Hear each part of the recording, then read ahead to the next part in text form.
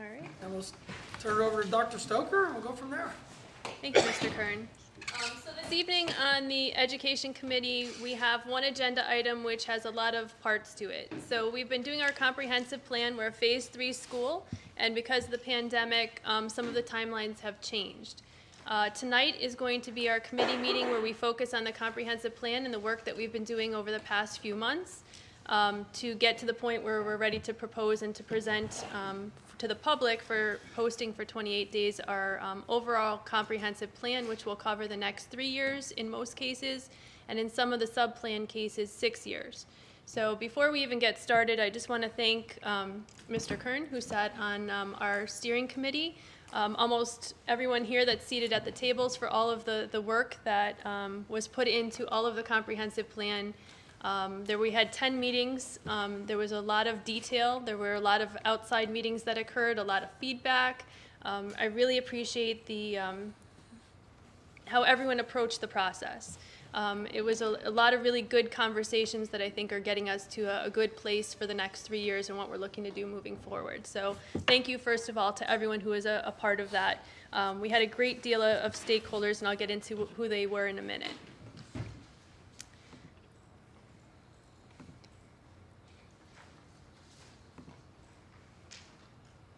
Okay, so,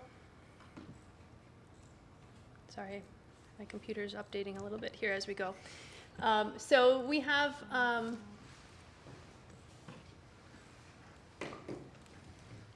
don't know how to turn that off. It's now, what I'm saying, it's recording.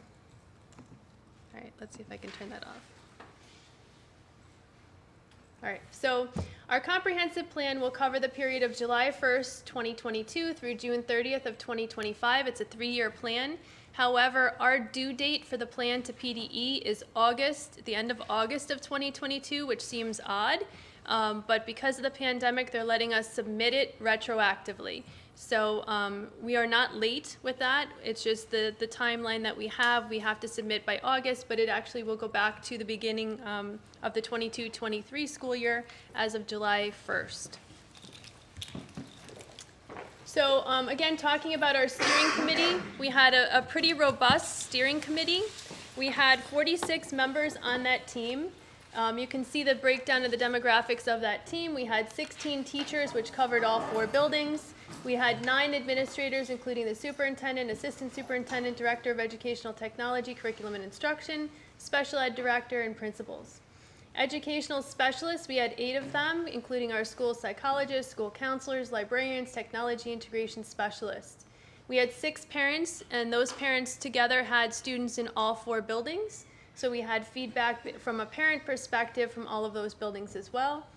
Our business representatives, we had 3.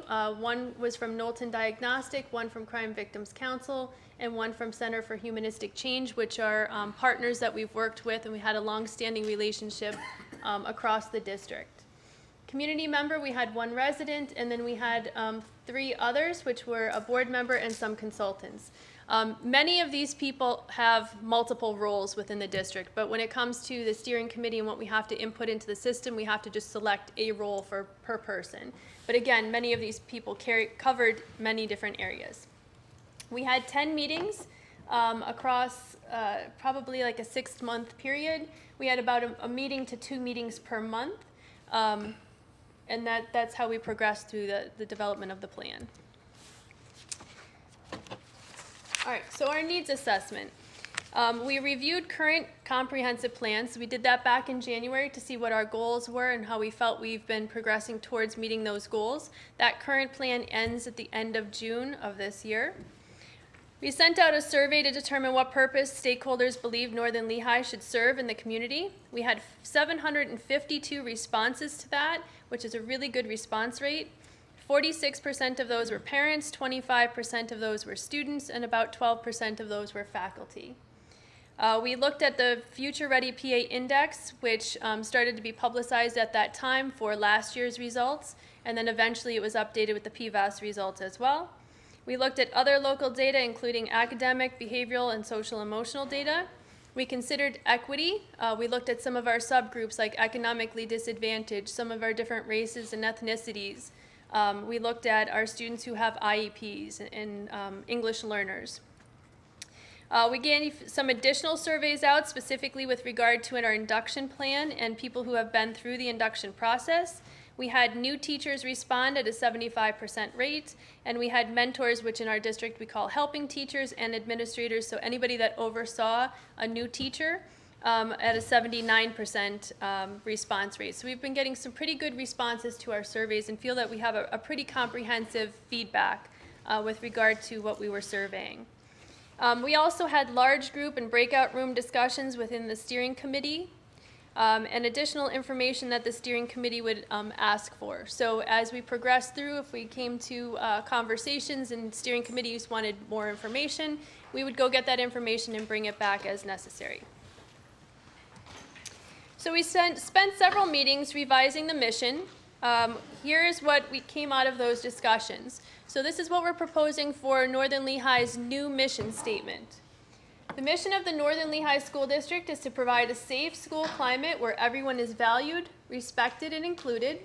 Our community promotes a collaborative and supportive learning culture that meets students at their level and challenges all to learn and grow. We prepare and motivate our students for their future endeavors by teaching them essential skills, civic responsibility, and appreciation for lifelong learning. We encourage pride in ourselves, schools, and community, and we strive for excellence in all we do. Along the lines of our mission statement, that's a lot to say. So we were also looking for something that's a little bit shorter, that can almost be a tagline. It's something that everybody remembers and we can kind of brand with Northern Lehigh. So one of our board members and also some others gave us feedback that maybe we should have a motto. So we also did create a motto, which is living, learning, and leading to make every story better. So this is what we're looking at essentially as our tagline, and you'll see this kind of theme of these stories coming through the other pieces of the comprehensive plan that we'll talk about. So this is our vision. Our vision is that every one of us embraces our dual role as both teachers and learners. And I'm not going to read all of them, but I'll kind of give you some highlights through the wording. Hold each other accountable, and impact of our actions is shared and heard. That we cultivate shared trust through words and actions. We don't accept disrespect, but help each member of this community live, learn, and lead. There are countless untold stories, and we seek to understand and support each other. And that as teachers and learners, we have certain commitments. So this is a new piece that we added in. And here are those commitments. So with support and continuous feedback, we believe that every learner will find success. That we, again, want to continuously improve.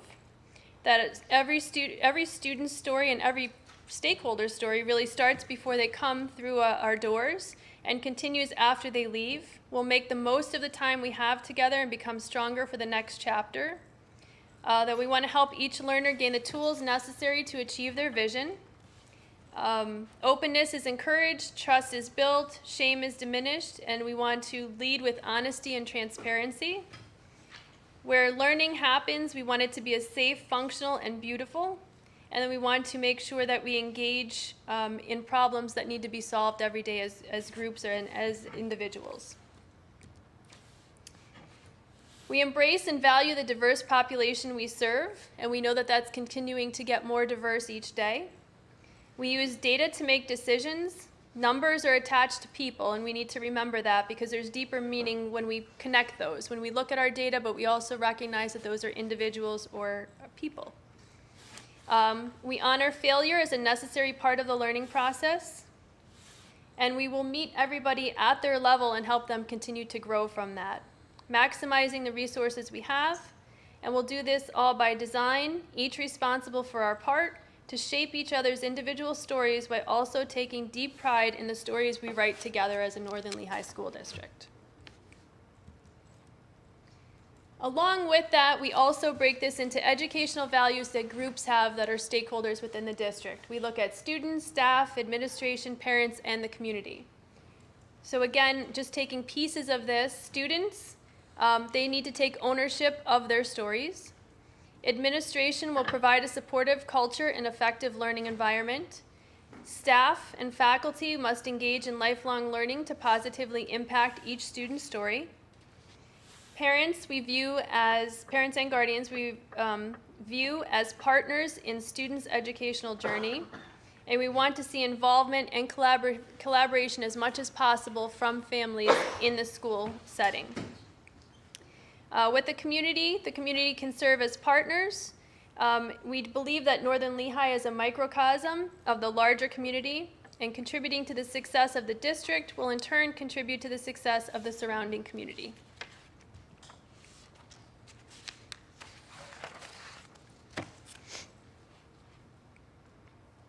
Does anybody have any questions on those pieces? So then we can go ahead and jump into the comprehensive plan. So in this process, there's an overarching plan. Think of it like an umbrella. So we have our overall comprehensive plan, and then within that, we have a bunch of sub-plans. So first, we're going to take you through the overall comprehensive plan, and then we're going to jump into the sub-plans that, again, you'll start to see these themes woven through. So the first thing that we did is we created a needs assessment, and going through that process, we went through all of the strengths and challenges that we find in the district. On the left, you'll see the strengths. On the right, you'll see some of the challenges. These are not all of them. These are the ones that were most prominent in our discussions. So for instance, in some of the strength areas, you'll see that 98% of our students met the career standard benchmark. 97% of our students passed the civics assessment. With regard to social, emotional, and mental health, we have Knowlton Diagnostic and a social worker that are here to support students. And then you'll see some of the areas that we found were strengths within some of our standardized testing. We have increased opportunities for family engagement. We're trying to encourage meaningful professional development and actually change some of the ways that we're offering that to our faculty and staff. Trying to eliminate barriers as much as we can for students, including students that are homeless or have other barriers, and identifying leaders within our ranks to either facilitate professional development or take on other leadership roles. On the right-hand side are some of our challenges. Going through the pandemic, we did not assess students for periods of time within that pandemic, so there's some absence of data to look at. Achievement of our economically disadvantaged students with IEPs and Hispanic students was lower.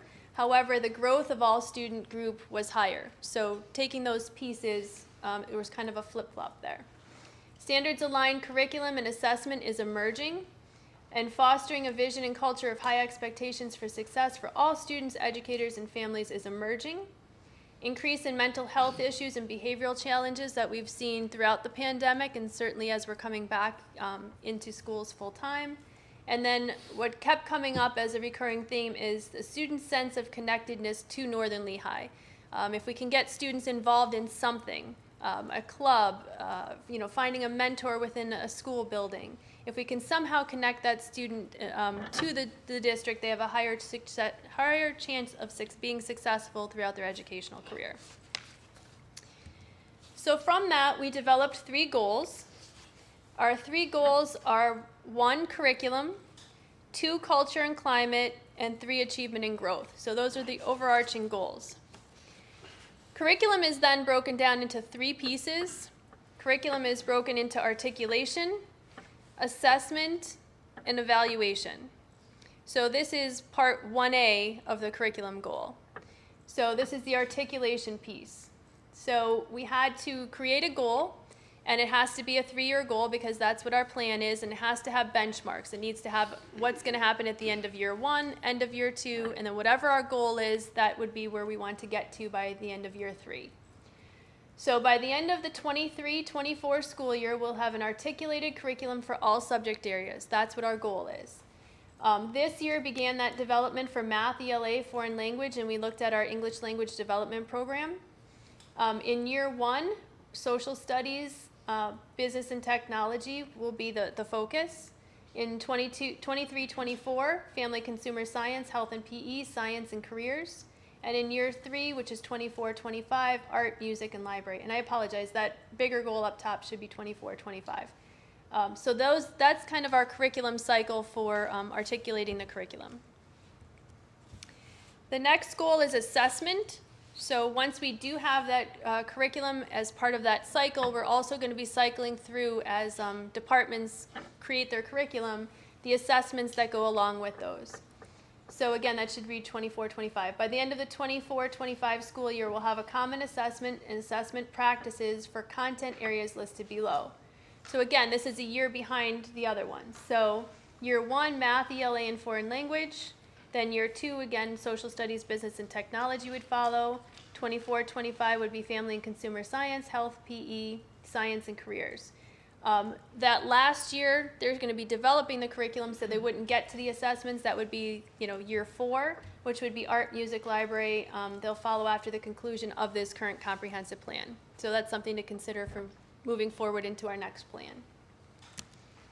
And then again, goal 1, curriculum, there's going to be an evaluation piece to that. So at the end of the 3-year period, we'll have entered curriculum into Ed Insight, which we're using as our data warehouse and also putting our curriculum in there.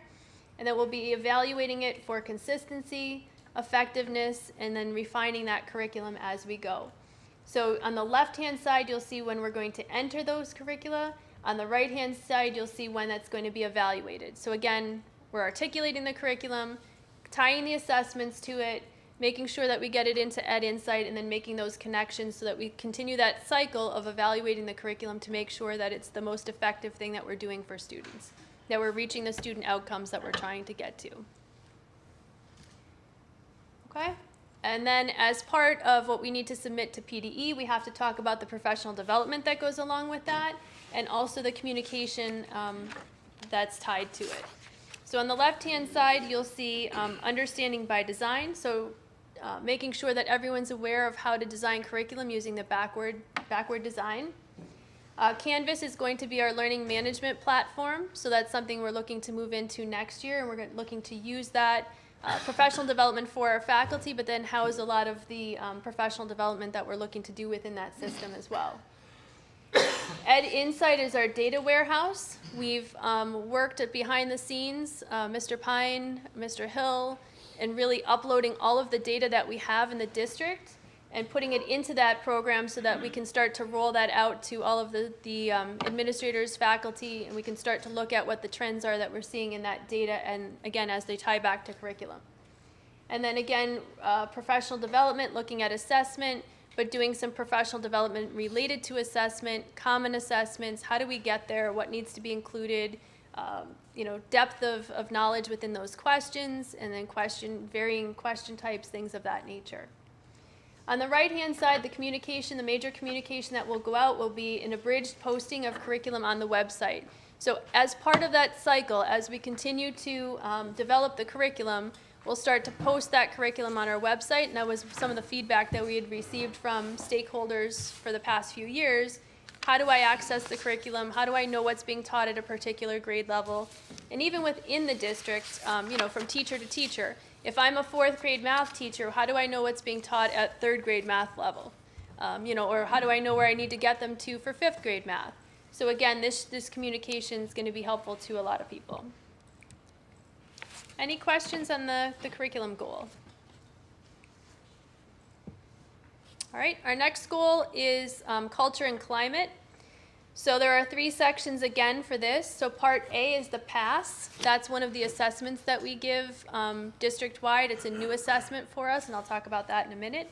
And then part B and part C of this goal are tied to the PA School Climate Survey, and there's 2 different components within that survey that we developed goals for.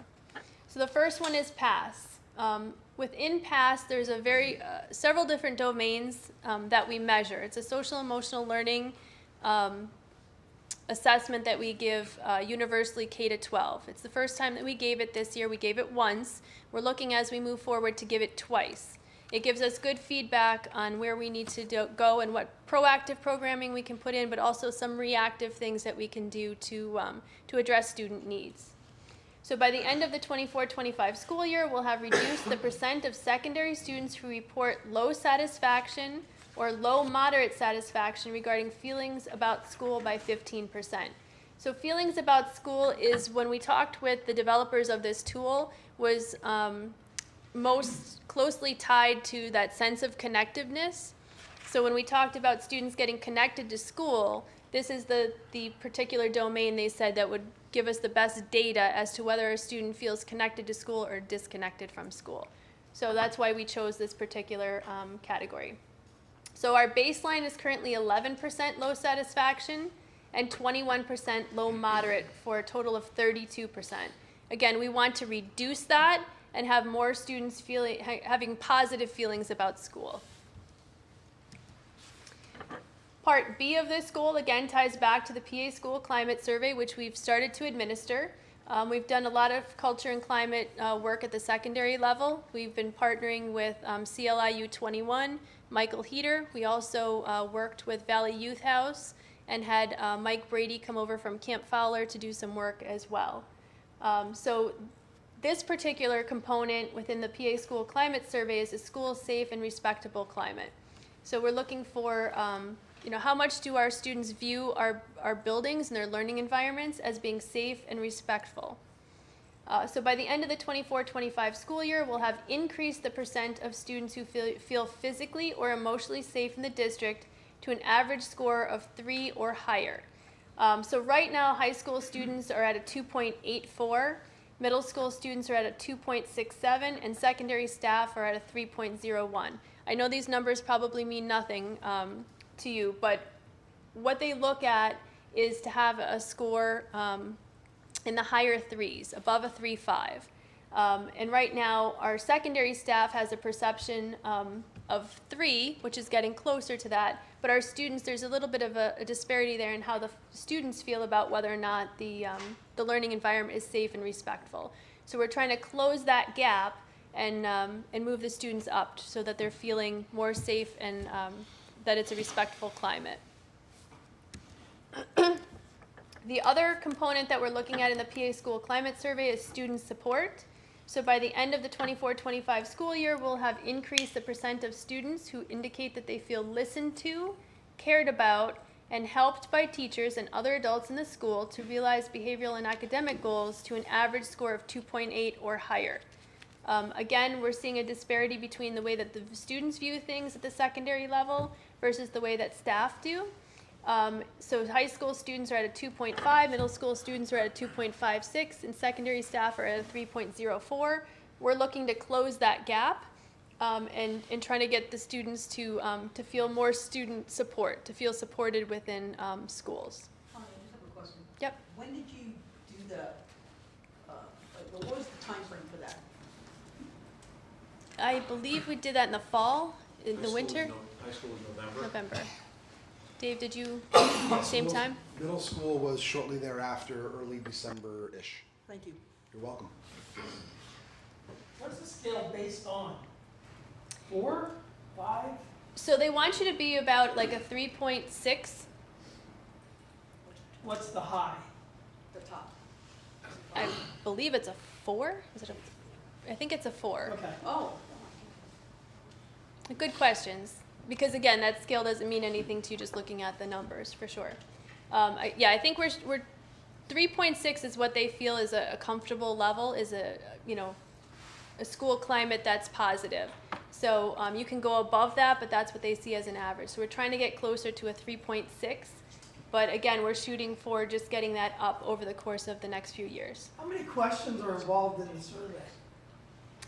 I don't know off the top of my head. I would have to go back and look. Did you guys see it or? I'm gonna say there was about 40 to 50. I think so. Okay.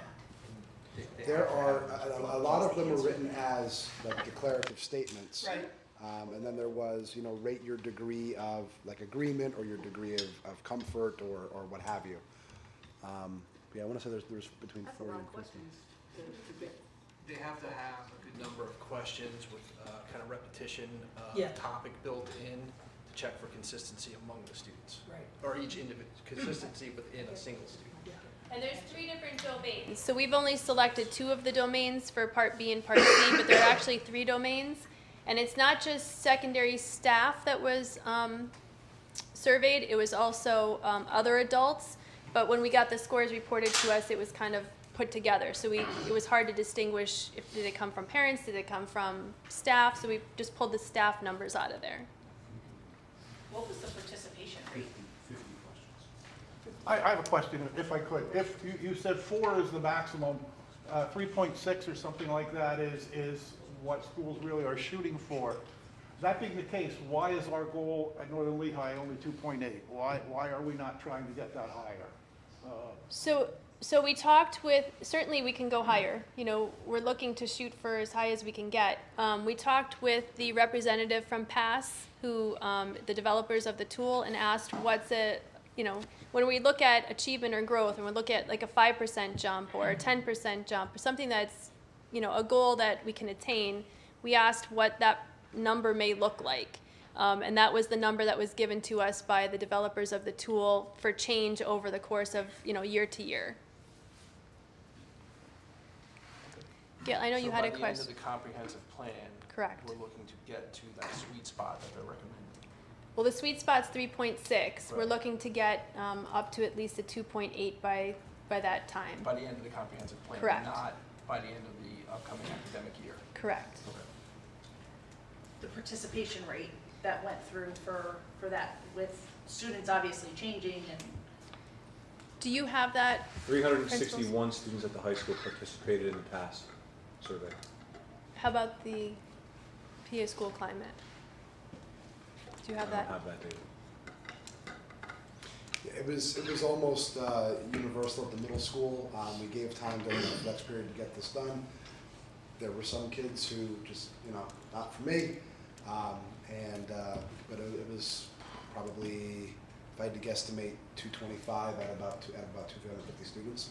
So it was very good sampling, more than a sampling. It was given to our students during the school day, so the students that were there at the time that actively participated were counted. I couldn't say if somebody went through and, you know, took it seriously or, you know, answered or just paged through it. But I would say the majority, I'd say 95% of our students, if we want to take a guess at the secondary level. So whoever was there participated in it. so when we look at it next year as a comparative, are we looking at it grade level or are we looking at it middle school to high school? As So- students are moving, Sure. obviously, the Yes. number will change. Great question, because you're not necessarily chasing that cohort. We Right. can drill down into the cohort data, we can drill down into individual data as well, but we're looking to improve the culture and climate of buildings. So we understand that people will move, right? Middle school kids from 8th grade will go to 9th grade. Students who are here as seniors will move out. But hopefully over time, we're looking to improve the culture of all the buildings. So I'm sure in the survey, there's different themes, any survey, there's different themes. Are you able to kind of dig into specific areas of concern? Or is it just a mass, that number means nothing unless Sure. we know what's behind the numbers?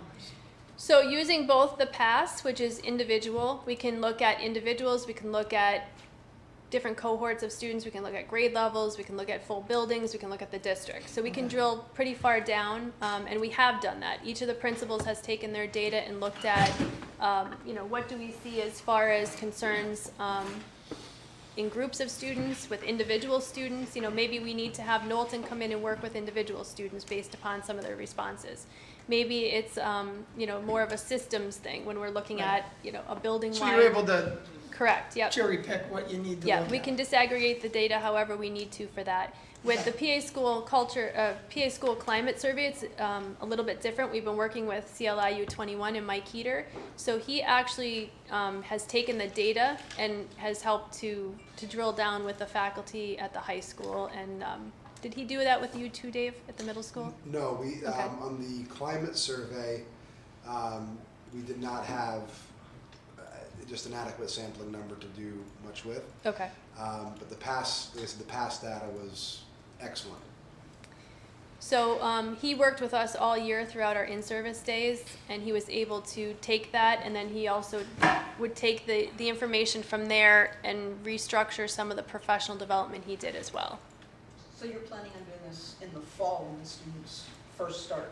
So the pass will happen, yes, so both of the surveys will happen, and the pass will happen twice next year, not just once. So this year we only gave it once, we're looking to give that twice. It's like around October, November, they say that when you have your school-wide positive behavior support programs, you need to get them up and running for the year. So it's not something you want to give right at the beginning in August. You want to wait till like October or November-ish, and then coming back after the holiday, like February, March, like somewhere in there. And then taking action on whatever. Correct. Yep. Okay. And as far as professional development, we're working with Shanti Project. That's a group and a partnership that we developed this year. They work with mindfulness and also resiliency. So they are teaching our teachers some skills, and then those skills can then be used in the classroom with their groups of students. Then they're also going to potentially come in and do some coaching sessions as well. So they'll help teachers use those skills within their classrooms. Second step is a curriculum that we purchased. It works on goal setting, managing emotions, empathy, anti-bullying pieces to that, and then decision making.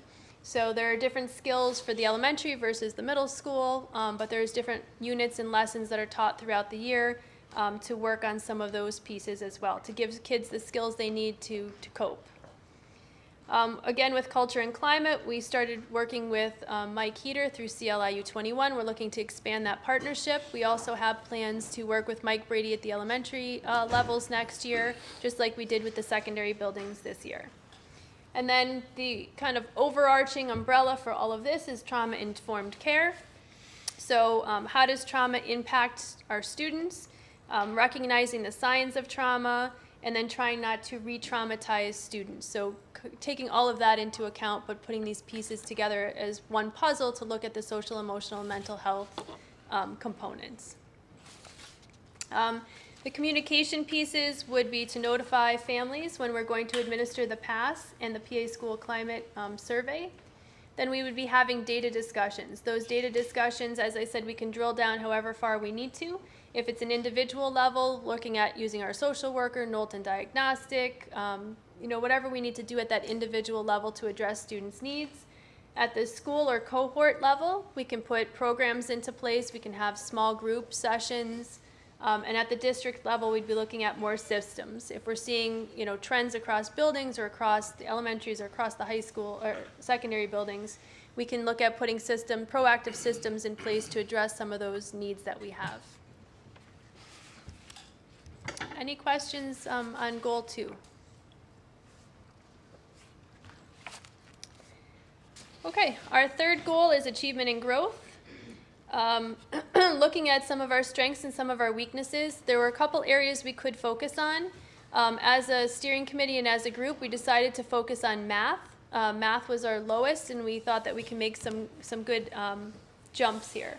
So our baseline in 2021 for math at Slatington was 26.4, and at the middle school was 15.3. Again, this is PSSA related.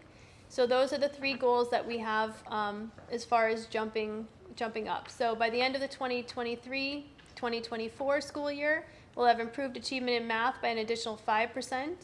By the end of the I apologize, that's a copy and paste. It should be 5%, 10%, 15%. So we're looking to jump up 15% by the end of the 24-25 school year. And that's achievement in math. So is that 5% in year 1, then take that 5% and add 10%?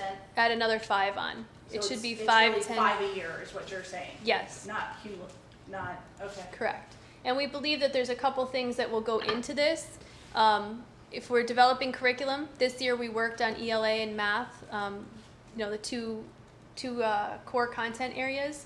So we believe that the curriculum will be developed. We're looking to start working on assessments. So we believe putting some of those pieces together, we can start to see some of these jumps as we continue to align to the standards. Do you think that's a high enough standard that we're shooting for? We looked at how many students that would mean per grade level, and I think 15% is a pretty big jump when you look at how much you can improve over time. So we felt comfortable with 15. If we go higher than 15 and some of these things all come into place, then I think that's a success. But we've been hovering around the same percentage for some time, so we think that we can make some gains. We're hoping for 15%, but that is a large jump over 3 years.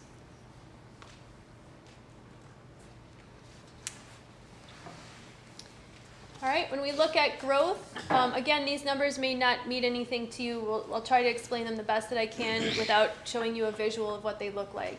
But in the 2021 school year, our math PSSA growth index was a minus 4.01. When you think of a stoplight, you think of, green is good, yellow starts to be caution, red is concerning.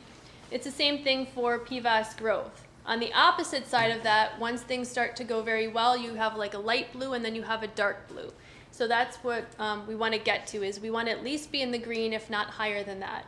Right now we are in the red at a negative 4.01, and the 21-22 ELA Keystone growth was a minus 3.82. So at the elementaries, we're looking at the math, and at the upper levels, we had some concerns with the ELA Keystone growth at the high school. So by the end of the 22-23 school year, we'll have improved growth so that we are greater than or equal to minus 3.0. So what that does is that takes us from being deep into the red and starts to move us back to the edge of being in the red and the yellow. So it puts us right on the border of moving up from, being a significant concern to being less concerning. By the end of 23-24, we'll have improved growth, so we are greater than or equal to a minus 2. That takes us, moving us through the yellow. And then minus 1, by the last year, that takes us to the very edge of the green, so the border right between yellow and green. So we're hoping to get to the point where everyone is making a year's worth of growth by the time we get through the comprehensive plan. Again, these are hard to gauge. The achievement and growth were very difficult to gauge. We have local assessments that we can use. Not everybody took them. We had remote learning going on during the pandemic. We didn't have the Future Ready PA Index. We had instances where we didn't have a high enough N count to get the numbers that we looked at, and things were kind of all over the place for those who did test. So it was very difficult to come up with an achievement and growth goal based upon not having data for a couple years. So, as we continue to move through this plan is not final, it's fluid. So if we see that we're having, good amounts of growth coming off of the pandemic and some of the things that we're putting into place are going really well, we can certainly adjust those and change those goals to be higher goals. I'd like to see us strive for higher numbers than what we're looking at here. I mean, we're really bad, and then we're gonna say, okay, it's okay if we're bad, just as long as we're not really bad. I just have a concern with that. Understood. And I think we need to, just think that it's a ladder we're climbing, right? We're not going to jump to the top in the first year. We're trying as much as we can to climb that ladder piece by piece, and we have to get some things in place first in order to make that happen.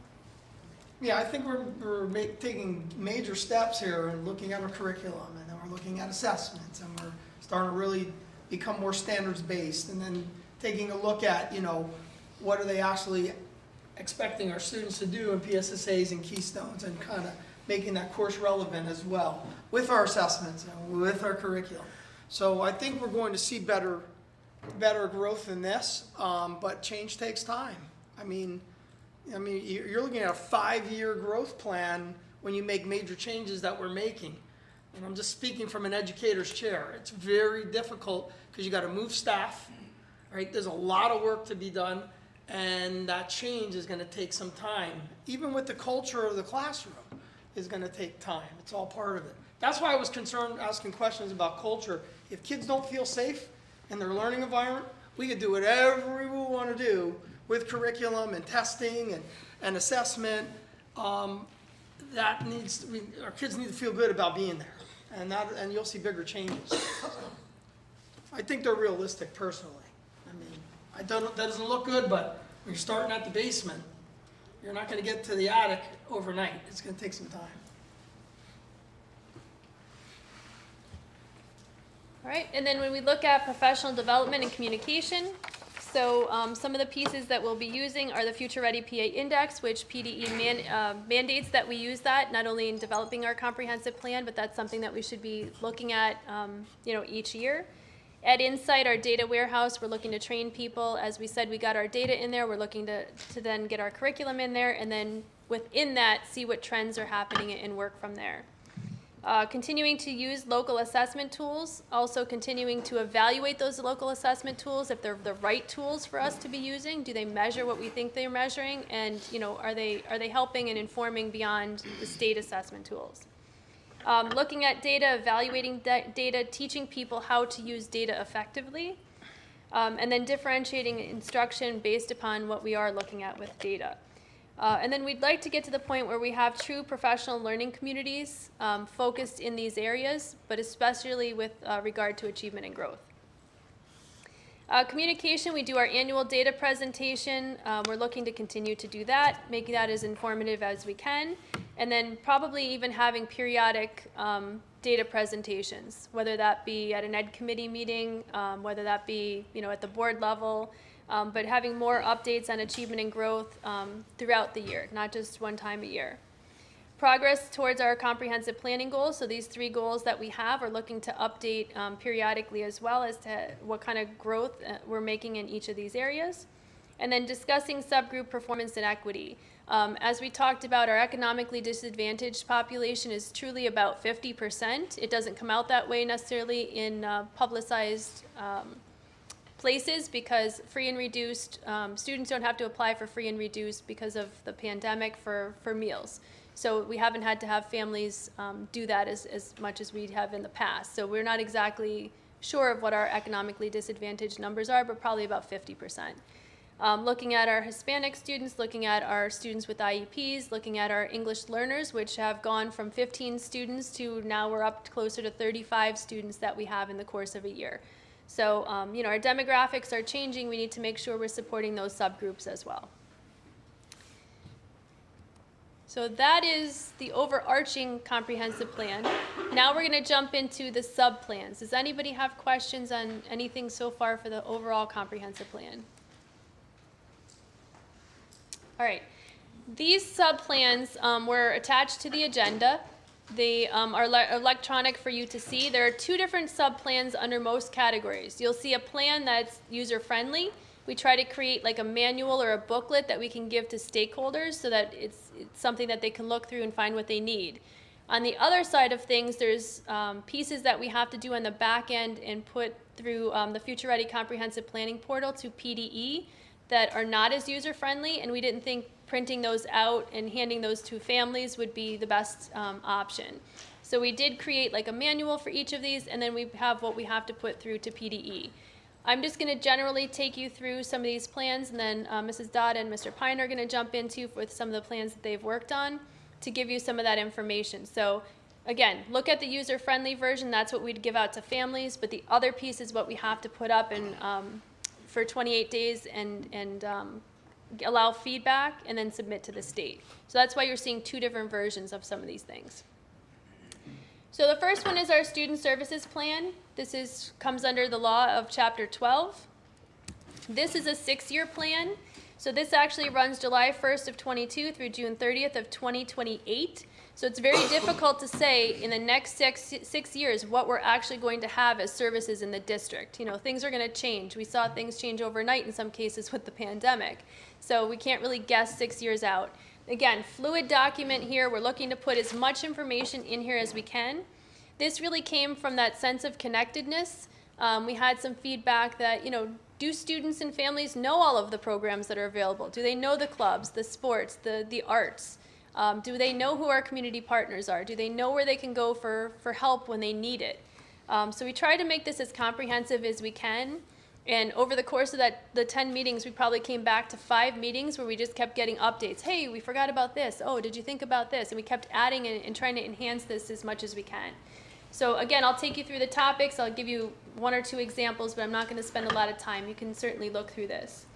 Our student services plan addresses student needs, including the following areas. For instance, 1, academics. We talk about, you know, what's dual enrollment? What's the English language development program? Behavior and discipline. We have a check and connect system, school-wide positive behavior and intervention support. We define what those are.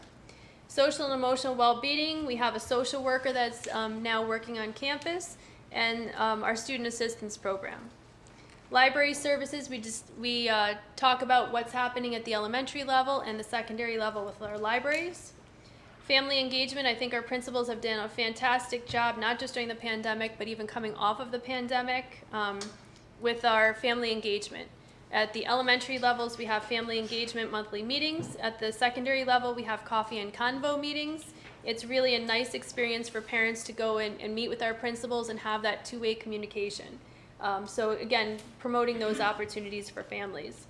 Our nurses also contributed and put in the wellness and what's required at each grade level, so families know what needs to be done as far as medical services. Safety and security. We have conflict resolution. We also had our school police officer give us some of the things that are happening across the district, like Alice drills, safe to say something, some of the programs that we have with regard to safety and security. Our athletics that we have are listed for our intramurals and our sports. Our co-curricular and extracurricular activities, so our clubs at all levels. We, again, are trying to be as inclusive as we can, and anytime students have an idea for a club, if there's enough interest, we try to create that club, find an advisor, and move forward with those experiences for students. The arts includes band, choir, musicals, plays, and then the last piece was community partners. Even though this is a Northern Lehigh document, we have a lot of partners that we work with on a daily basis within our buildings. Those services do not just stop at our buildings. They go out into the community. So we try to list those as much as we possibly could, so any families that need to access services beyond the school day, they have that information. Things in there are Children and Youth, Head Start, Crime Victims Council, MARS. We have all sorts of different services that are listed. So again, you can certainly peruse the student services plan. If there's anything that you feel is missing from there, we're still taking feedback for 28 days as that will be posted. So just email me and we can add those to them. Any questions on the student services plan? All right, I'm going to hand the next one over, which is Chapter 14, our special education plan, which is a little bit different. There's a different timeline, so Mrs. Dodd is going to take you through the special ed plan. Okay, so mine is from 2021 to 2024 is the plan is written for, but of course, because of COVID, we were delayed. With that said, I did have a meeting with community, staff, and parents to discuss the plan. Mine is not as, mine's more data driven and collecting data for the state. So the first thing is the demographics, which right now we had December 1st, 305 students that were special education, 1717. So that gives us an average of 17.8% special education. This year's, I'm still waiting for this year's state percentage, but last year's state percentage was 18.1. So we're still below that. I don't suspect that the state's percentage this year is going to go down. I suspect it's going to go up a little bit, so we're right on target there. There is an improvement plan part that is within that section. There are 16 indicators that we look at every year, and Northern Lehigh was not flagged for any of those indicators, so there was not a plan that needed to be done for any of those 16 indicators. The next section that we talked about was Let me just pause on that for a second. Sorry. That almost never happens. I did these plans for many years, and you usually always get flagged in at least one area. So congratulations to you and your department, Joey. Thank you. We'll try to keep that up. The identification method that we talk about, there's two methods. You need to be state approved if you're going to do the RTII method to identify students with specific learning disabilities. We currently use a discrepancy model, which is looking at the academic and the cognitive abilities and seeing if there's a discrepancy between those two. Significant disproportionality is the next section, and there are 3 areas for that. It's identification of students and their disabilities, placement, and also discipline. And Northern Lehigh, again, was not flagged for any of those. So there was no plan that needed to be created for those areas. Every year we look at those though, and we go through each one and see, because sometimes we have a little bit of a rise or a little bit of fall, and we need to keep an eye on that and make sure that we're on top of that. The next one is least restrictive environment. We are close to the least restrictive environment. We want to have students in their least restrictive environment as much as possible. That's true. There's two areas that they look at. Three areas. Two areas that I'm always looking at is the 80% or more in regular ed, and we are below that state average. So we want to continue to keep an eye on that and keep striving to including students for more than 80% of their day with the regular education students. The other one is less than 40% of the day, and we're also slightly below that one. We're not as far below, but we're slightly below that one for the state average. So that is one of the reasons why we came with the new position as well, to look at inclusion in Slatington Elementary in particular, and we're working on a new schedule I know that we'll talk about for high school. Block scheduling makes it really difficult to increase that time when you have 80 minutes block period. So we will keep our eye on that, but the plan is to continue to look at ways to increase inclusion, do differentiated instruction within the classroom, and look at specially designed instruction. Any questions up till that point? Okay, the next section that's in my plan is positive behavior support. We have to list all the things that we are doing for positive behavior support, some of which are the supports and the services, our procedures for that, our restraint reporting, because any restraints that are done need to be reported to the state, and we have our wonderful CPI trainer that we do all the de-escalation training for our staff. The next section is really a lot of data collection. My report is 68 pages, but a lot of it is filling in boxes for each classroom, what their demographics are for that caseload, to make sure that you're not over caseload numbers, to make sure your teachers are itinerant, supplemental, and also we have to report all of the classroom dimensions for each classroom and make sure that we are there. So that is part of it. We do all the caseloads, the room dimensions, input all of the assurances, which are to make sure that we are 28 square foot per child, make sure that we're not in a noisy area, make sure that all of our special education classrooms are within the ebb and flow of the regular education students in classrooms. We also have to do a list of all of our support personnel, so OT, speech, all of those, and those caseload numbers that we have to report. And then the very last portion is really, I think a very important part, and we're talking about this with everyone else in the main part of the plan, the comprehensive plan, and that is the professional development. And we are hitting on these topics: autism, positive behavior support, transition, the paraprofessionals, science of literacy, parent training, and IEP development. So I'm now working with the IU. We have some already planned for the beginning of next year because, you gotta get in there before everybody else does. So we're working on those professional development areas with them right now. Anybody have any questions? Can I expand on anything? If not, that's great. If you want to talk to me later. Just real quick, Sure. who's in charge of coordinating the RTII process? Is it the classroom teacher? Coordinating the RTII process. So we got as a far kid as- struggling and, It's really run through, Dr. Stoker has a lot to do with it, but the building principals have a lot to do with holding meetings, making sure that students are being serviced and supported through those different things. Mr. Marks, I almost made you a doctor. Mr. Marks. It's okay. Mr. Marks has a large portion in that too. We do child study meetings okay, to see which students are of concern, how we've supported them going in through RTII and going through the different tiers before they even get to the point where we would want to evaluate them. okay. So there's not a coordinator in charge. I mean, maybe I was spoiled in my experiences. If I'm a classroom teacher, obviously it comes back to the classroom teacher then. Mm-hmm. So is there recommended or a bank of things that teachers can use to support students who have common, educational issues?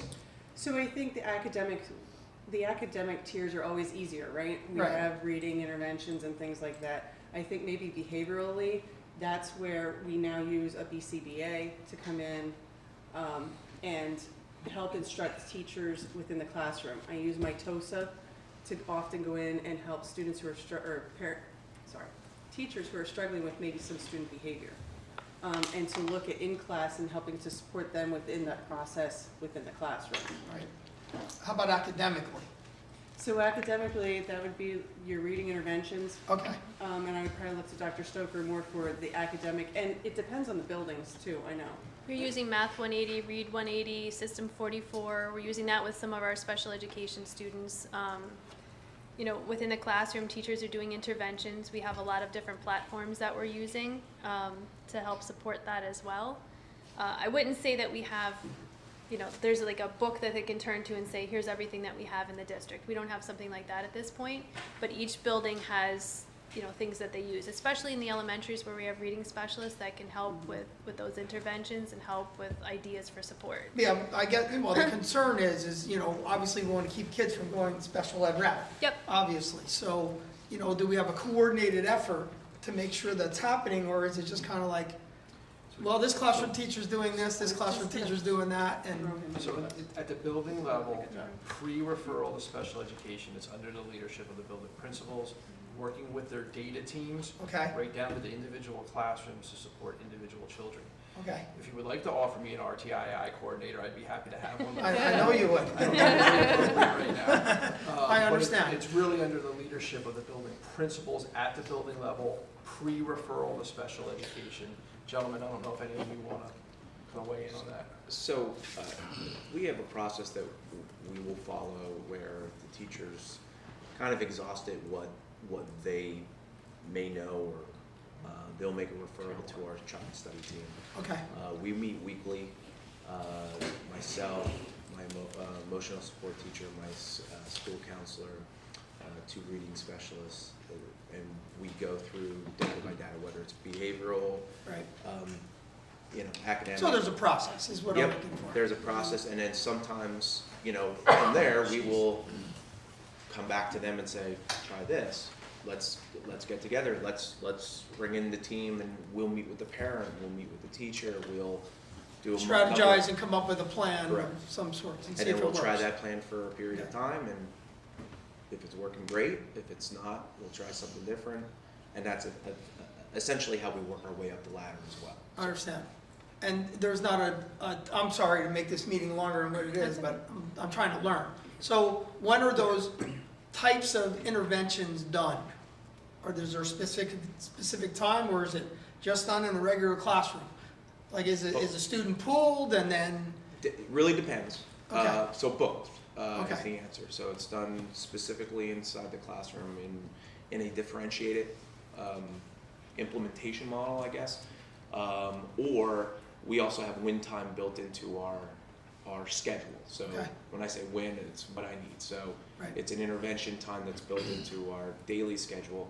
Next year, we're building in a specific time for both math and ELA, because right now it's all lumped together. So Right. you're either robbing Peter to pay Paul somewhere. right, So next year we. that comes out in build- personnel, I get it, Yep. yeah, So okay. And I'll just add, you did a great job there. At both elementary schools, we actually do have an MTSS coordinator.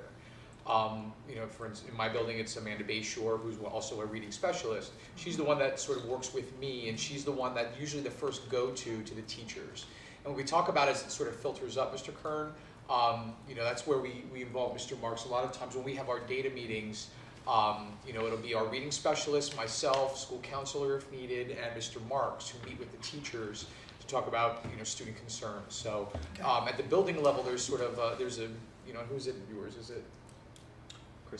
Christy, Ms. Borger. So, you know, like I said, at the building level, we have a coordinator at the elementary levels that basically works with the principal, and then it sort of filters through the, you know, school psychologists as a result.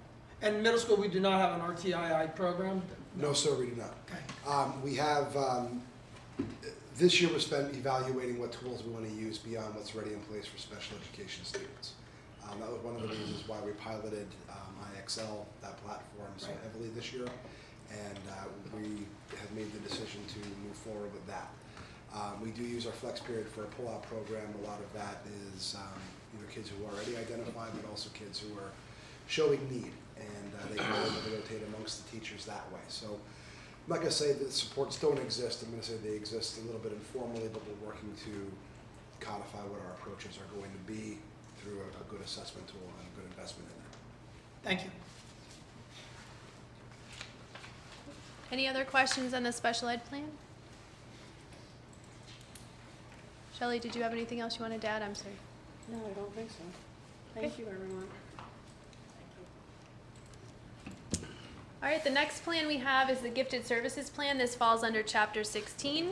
The purpose of this plan is really to inform the stakeholders of what gifted services look like, how a student comes to be screened for gifted services, and then if they are found to be eligible, evaluated and found to be eligible, what does that programming look like? So first thing is informing the stakeholders annually. So we have to put out a public notice that will be in our handbook. It'll be posted on our website. We did change that up this year. If you go to the actual plan that's attached to the agenda, in the manual side, the one that's more user-friendly, you'll see that posted at the end of that in the appendix. The identification process is explained. Mr. Kern, as you were asking about the MTSS process, that's part of what we use for gifted as well. So there is an MTSS process, there's screening that happens, and if we find that, you know, a student is being extremely successful and achieving at higher levels, that's a tool that we can use to push that student forward for potentially to be evaluated for gifted. Referrals can also come outside of screening from staff, from parents, from guardians. You know, there's other people that can say, hey, I think my child may be gifted, can we move forward? When we get to the point where we're looking to determine eligibility, mentally gifted is considered an IQ of 130, and when I have mentally gifted in quotes, that's from the law. That's how it's defined.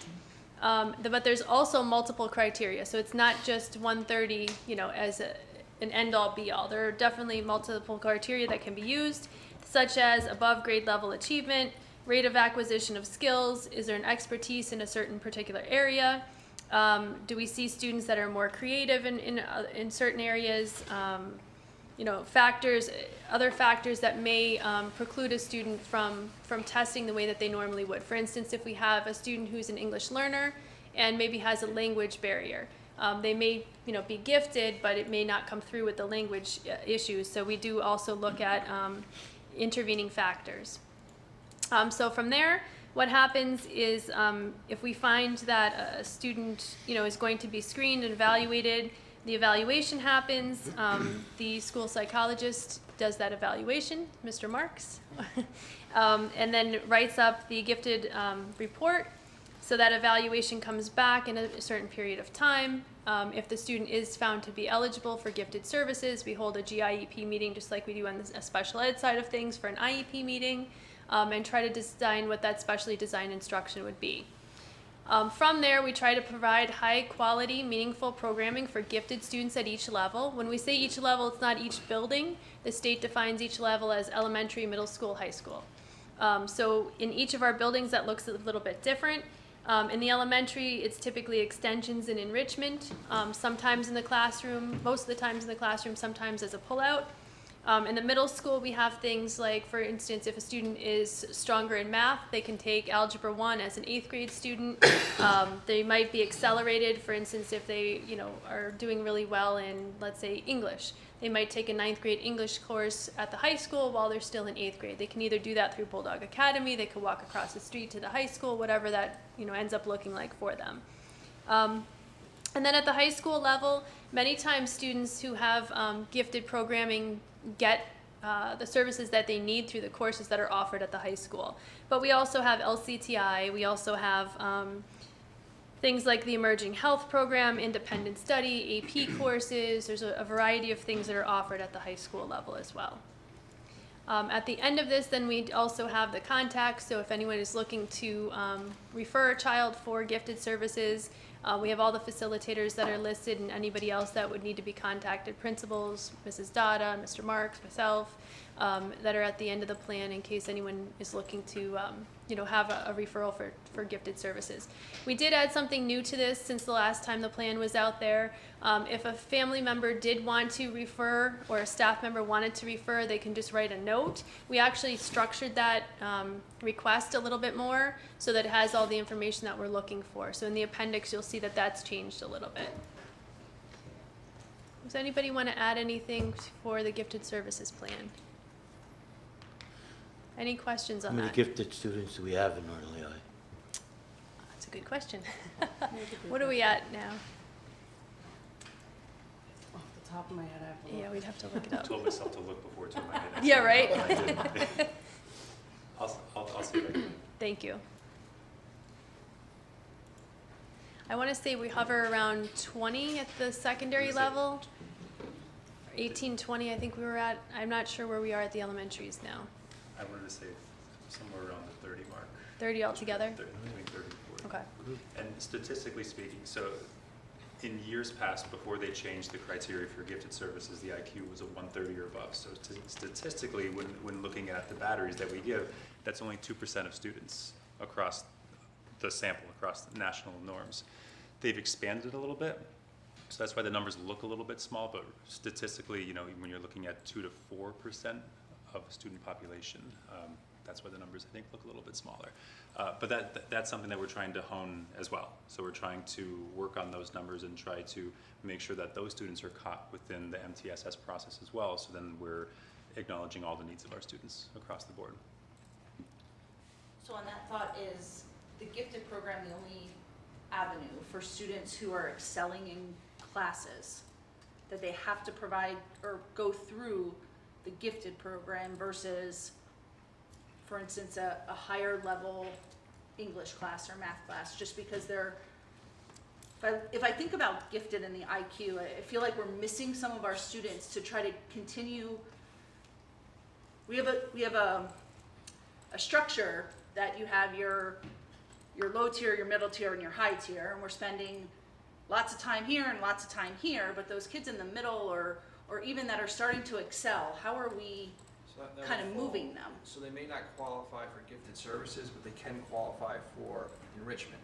Okay, so enrichment is that bridge from like on level, like better than, performing better than on level, but don't qualify for gifted even through the multiple qualifier process. So it could be one of the upper level math classes, upper level ELA classes, but they're not receiving gifted services. They're just being challenged at the level they're actually performing at. And then who's identifying that? Is that, I mean, we got 6 plans, and I don't see enrichment on any of these plans right now. So sometimes that's within the classroom, right? If a student, let's say in a 3rd grade elementary class, and ELA is reading at a 5th grade, 6th grade level, the teacher may find books, the librarian may help. So it's usually based upon what they're seeing in their classroom. They'll try to differentiate like they would for students at the lower end or at the higher end, and try to provide those enrichment activities. There's a variety of different ways to, to identify those students. So it would be someone who doesn't have specially designed instruction, but still trying to meet the student at their level and continue to push them forward. But typically it's at the teacher level. Thank you. Mm-hmm. Any other questions on gifted services? All right. Next one is academic standards and assessments. This is under Chapter 4. Mr. Pine. Okay. So fortunately, a lot of this is sort of woven into other parts of the plan, so I'm going to sound redundant, and I'm going to try not to sound redundant. As with other areas, we conducted a needs assessment. We were already done that. We did that this year. We took a look at curriculum. We identified there were needs. That we definitely had a lot of curriculum that needed to be rewritten, that needed to be updated. Was outdated at times, even to the point where standards had shifted and changed. Which we won't let happen again. So we developed a 4-year curriculum review process, which will be a continuous 4-year repeat cycle process. Beginning first with curriculum writing, which again, ELA, EDLP, foreign languages, world languages, sorry, and math were first in line. And at the same time, to the credit of our faculty and our staff at large, there was just an outcry of, how can we be left behind? They were ready to work on it. So all content areas, departments, and grade levels across the district began that work this year. But we are still going to stick to that 4-year process in terms of finalizing those pieces. The second year of that process, at least for this first cycle, and I think continuously, is going to be really reviewing assessments and developing assessments in order to make sure that our assessments are measuring what we value, right? What we've established as our values in writing that curriculum. Moving forward into data outcomes and analysis of what our outcomes are. You know, I mean, when we are measuring what we value, are we finding that it actually aligns, that it actually lines up? And then last year, I mean, before we go back into it, I'd like to build in some exercises for those content areas and grade levels where we're researching, determining what needs to change, and sort of preparing ourselves for when we step back in to open that curriculum back up and make those revisions. And by repeating this cycle, 4 years, 8 years, 12 years, 16 years, I mean, this is going to be a continual refinement. But we're giving ourselves the time over that 4 years to actually see if this thing is working, and then from there continually make those improvements. So in order to do that, we're using an understanding by design process, and the whole heart of that is starting with the end in mind. You know, you draw the map knowing where you're going, and so we're going to do that across all curriculum documents, define what that end is going to look like. And ultimately by using an insight, and that's where some of that PD comes in, we're going to be able to input curriculum and then look at horizontal and vertical alignment. Is everything lining up the way that we want it to line up? And the answer is probably not going to be yes a lot, but then that's where we realign it and we continue to come back and we continue to fix it. So ultimately with UBD, the emphasis is on stage 1 and stage 2, which are the goals and the assessments by which we measure those goals. So one of the things that we're going to have to work on in the next couple of years is developing those common assessment checkpoints. This is not what people think in that everyone's going to take the same tests all the time. I mean, there is going to be discretion and creativity within the classroom, but we develop ways to measure ourselves against each other and define whether or not what's happening in those different areas is continuing to work in alignment. So we're looking at intentional planned assessments and developing a schedule for those assessments, and then protocols and a schedule for meetings to follow with those assessments in order to evaluate what we're seeing in the results. And then at the elementary level right now in Peters, I mean, one of the best examples of that is going to be this shift towards really looking at the standards as the mark by which we are measuring ourselves. And we're measuring ourselves by that, we're measuring student outcomes by that, and we're not letting, what really ends up happening with grading is that with the numbers and the percentages and things like that, things get muddy. And you're not really sure at some point what 88 means. We know what the standards mean, and we know that we have professionals who are very capable of defining what the results will look like in that, and then evaluating those results. And then so from there, now we get to the really exciting part, which is what happens in the classroom, right? We've drawn out all these great maps, and now we get to see how the journey plays out. And that's where I think Canvas and long term, we're looking at professional learning communities. That's where they're really going to come into play, because I think to answer the question about how we're meeting the needs of all of our students, Canvas will allow, and by the end of next year, our secondary staff, our high school staff at least, will already be on the pathway to learning about mastery pathways in Canvas, which will allow us to structure in instructional design that does allow for differentiation. This is not to say we're putting every kid on a computer and they're going to learn through a computer in all the different ways, but it means that for the teacher who steps into the classroom and is trying to figure out how to meet the needs of 25, 30 students, they have some built-in design, some built-in content that those students can access depending on where they are in order to best approach the next steps for their learning. And through the PLCs, we'll be able to get teachers as professionals and experts together and have them group problem solve. And so, if I'm a teacher and I'm struggling with how to teach, I don't know, give me a math thing I wouldn't understand. I can sit in a room full of other people who might be struggling with that or might not be, and we can kind of come up with some potential solutions together, which right now there's not a lot of strong structures in the system to do that. Teachers, we have professional development, we have group meetings, data meetings and things, but a PLC format will really allow for that sort of targeted group problem solving. And so that leads kind of to the leadership development piece, which we have in the standards and assessments, which all of this doesn't work if we don't have a system that lasts. And so through PLCs and through the department heads that we now have in place, we're hoping to really cultivate a system that builds leaders from within and engages our teachers in being those leaders. They're the biggest support that we need, and we need them to feel confident and empowered in order to do that, and I think that that's going to accomplish that piece. So that's academic standards and assessment. Any questions on that? As Mr. Pine said, there's not a separate plan for this, but all of that work that gets put in on the back end for PDE is all infused in all of the other pieces, the other plans that we talk about. Okay, next one, induction plan, chapter 49. So our induction plan is for those teachers that are new to the profession, so straight out of college or beginning the profession for the first time.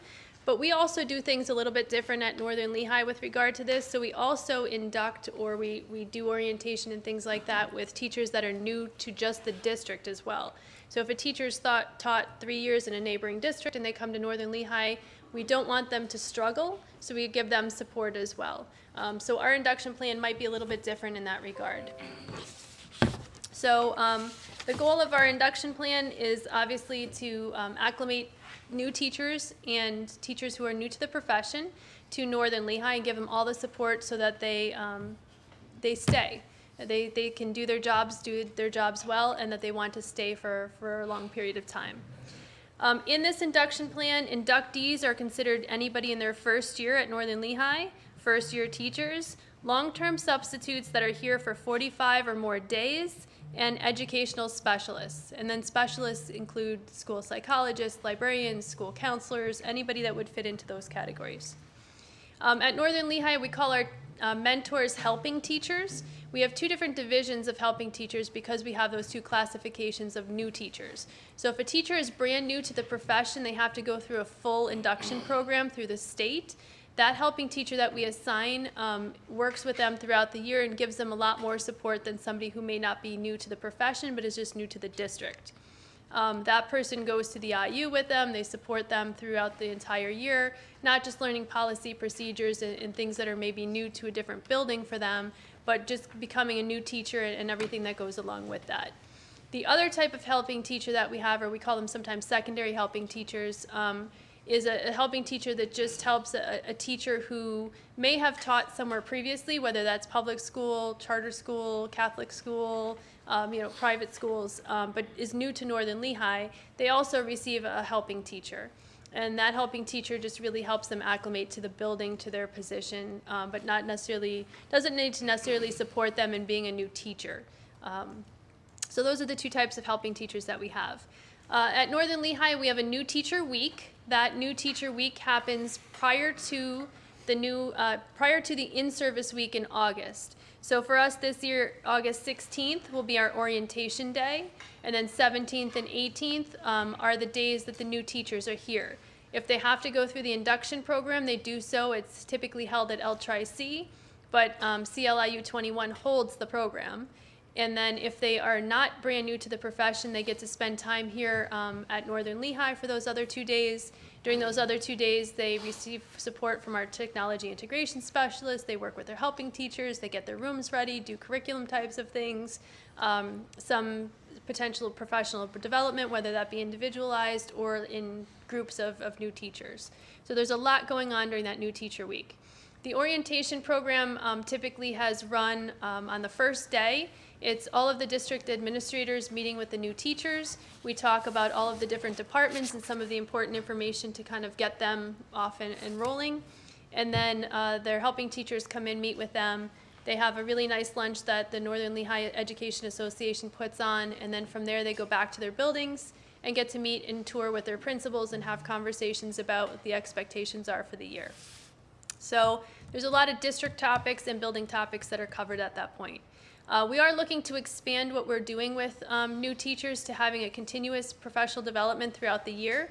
We got a lot of great survey feedback. We had a high percentage of our new teachers respond, as well as the supporting teachers, helping teachers, administrators to the survey. And some of the things that we talked about, new teachers would really like to work through situations. So situations that come up in their classroom throughout the year, they'd like to get together as groups, maybe with some administrative support, and talk through some of those circumstances and how maybe they can handle some of those situations that occur. So we're looking to use some of our in-service time to do some meetings with our new teachers. At Northern Lehigh, by contract within the bargaining agreement, there's a 3-year program for new teachers. So their first year, they go through that new teacher week, which is 3 days. Their second year, they have 2 days that they have to report over the summer, and then their third year, they have 1 day. So for us, it's a 3-year period, and it's like a gradual release of new teachers into the profession. The requirements of induction include a needs assessment that they'll fill out at the beginning to tell us, what needs do they have for professional development. They have regular meetings with their helping teacher. They have monthly meetings with their principal. They are expected to attend orientation. They go in and do observations or have someone do an observation of them. There's 3 that are required of them. They also have their principals that come in or their supervisors that come in and do their evaluations, typically throughout the year for new teachers. There's an evaluation that happens at the end and a program assessment, so we get feedback as to how their year went. And then if they're in the full year induction, there's a binder that they hand in with all of that information. If they're just a brand new teacher to the district, there's a checklist of topics that we typically cover with them. That documentation gets kept as part of their personnel file, and then when they're ready with the amount of credits they have and everything that they need to convert their certificate from a level 1 to a level 2, they work with Mrs. Auditorium in the business office, and she helps them to convert their certificate from level 1 to level 2. And I think that's really it for our induction plan. Any questions on that? Oh, Act 48, that's the other piece I forgot. So Act 48, to keep your certifications, it's typically a 5-year cycle from the time that you begin. They have to get professional development. It gets logged at the state level, and they need to keep their certificates active. So there's also information in the induction plan about Act 48 hours. Our in-service days, faculty meetings sometimes, a lot of our summer programming is Act 48 hours that we offer as a district to faculty to keep their certs active as well. So that's the main topics covered in the induction plan. Any questions on that? Okay, and that's a 3-year plan. And the last plan that we have, the last sub-plan, professional development, Act 48. So our philosophy of professional development is that we want it to be collaborative, continuous, embedded in daily practice, consistent across the district, and focused on student achievement. Our objectives are to cover the PA core standards, which is required by the state.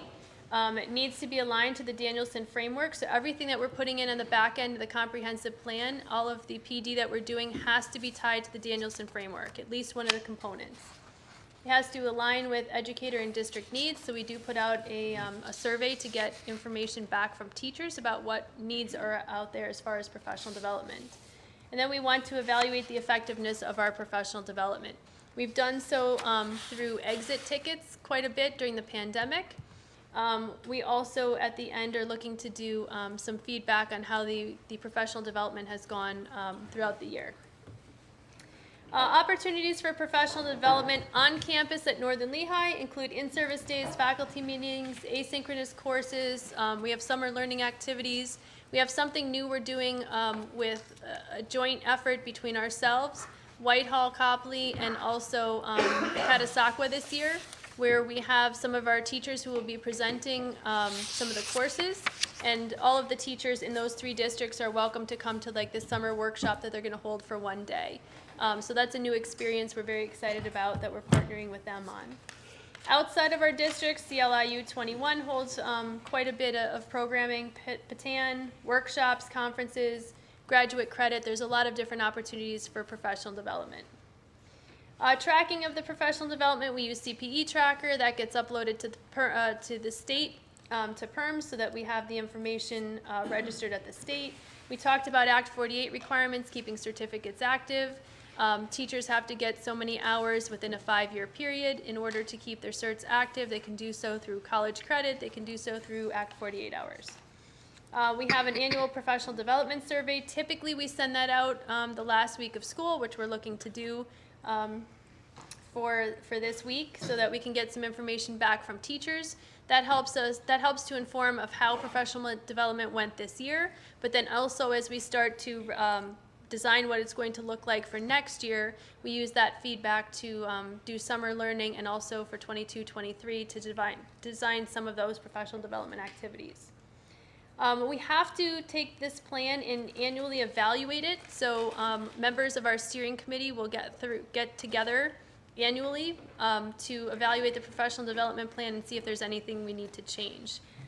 So that will happen moving forward. And then our district has something called flex time. So if teachers participate in professional development, if they earn 3.25 hours,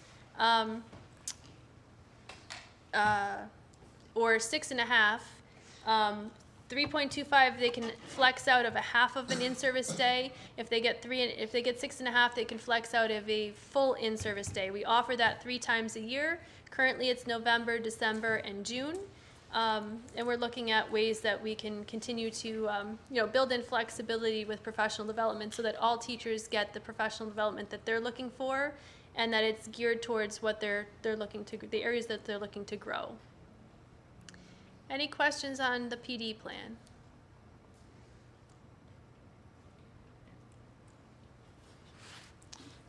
Okay. Can I just take one comment, Bob? You can make as many as you want. No, just one. It'll be a long one, though. I've said before, I'm not an educator, and half of what you said tonight just went right over my head. I have no idea what you were talking about, in all honesty. The thing I like is when I go down here and I see 6-year plan, 3-year plan, 6-year plan, etc. That tells me that we're kind of tying things together, we're getting comprehensive plans. We're not just throwing a ball up in the air this year and see what happens, but we're coming up with good, structured plans, and that's what makes me feel good about where we're going with this whole thing. So thank you to all the administrative teams for doing that. I certainly appreciate that. Thank you. Thank you. See, one comment. Anybody else? Just one more slide, I'm sorry. So our next steps are that the special education plan will be is posted for 28 days. Because of the timeline, special ed is on a little bit of a different timeline. So there'll be a motion on the June board agenda for approval, which we just found out that we actually don't have to do now. We found out today that that's a change. And that's actually due at the end of July. So that plan will be submitted at the end of July. The overall comprehensive plan and all of these other sub-plans, with the exception of that one that we talked about, has to then be posted for 28 days. So if there are no changes or feedback, they'll be posted tomorrow. There'll be a motion on the August board meeting agenda for approval, and then that's due at the end of August of 2022 to be submitted to PDE. So the last thing would be that they have to be approved at a board meeting after they're being posted for 28 days, and then Mr. Link has to go in and sign off on each of those, and we submit them all as one big comprehensive plan.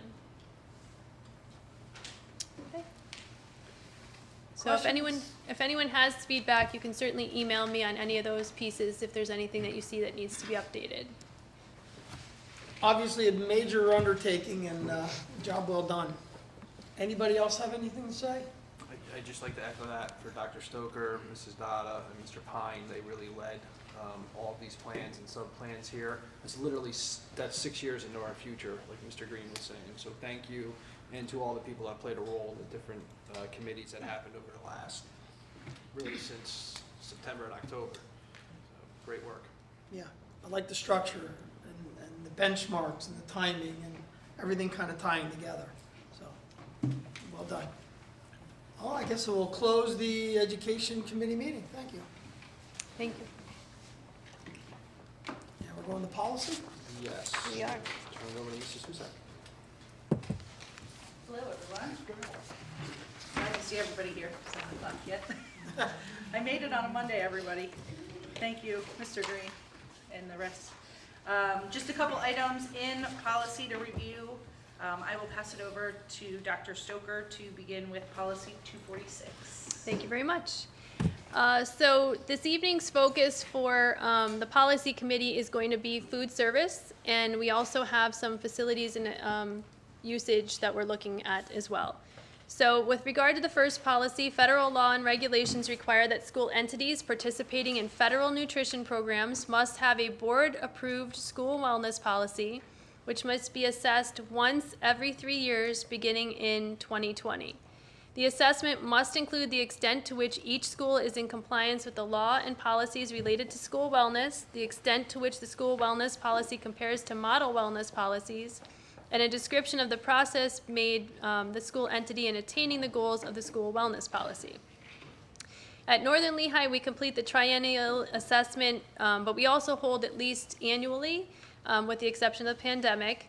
And at one of the education meetings, we typically hold our wellness meeting. So tonight serves those purposes. It's going to be our triennial assessment, but it's also going to be our annual wellness meeting. So the first thing I'm going to do is go ahead and click on the wellness policy. With the change in leadership, with Mrs. Fink coming into the director of our food service program, we sat down and we went through the wellness policy to make sure that it's fitting with what we do in our cafeteria and where she's looking to take the direction of the cafeteria services. So we went through the policy, and we're doing pretty much what's in here. Things during the pandemic were not as easy as far as keeping safety of food, so we didn't get to do some of those fun things like food tastings and things that we offer students, but we're looking to bring those back. As far as the policy is concerned, there's one line, and just one line, that needed to be changed at the end. So number 3, you'll see shared classroom snacks. Shared classroom snacks will fit in with the wellness guidelines of this policy, and they're permitted as long as they fit in with the policy. When we went through, there's a whole bunch of optional pieces within this policy, and we can select to include them. We can select out of those options what to include. So this was one that we didn't include before but needed to be included. So that's the one small change in the wellness policy. Mrs. Fink, I don't know if you have anything else you want to add about the wellness policy. No. Okay.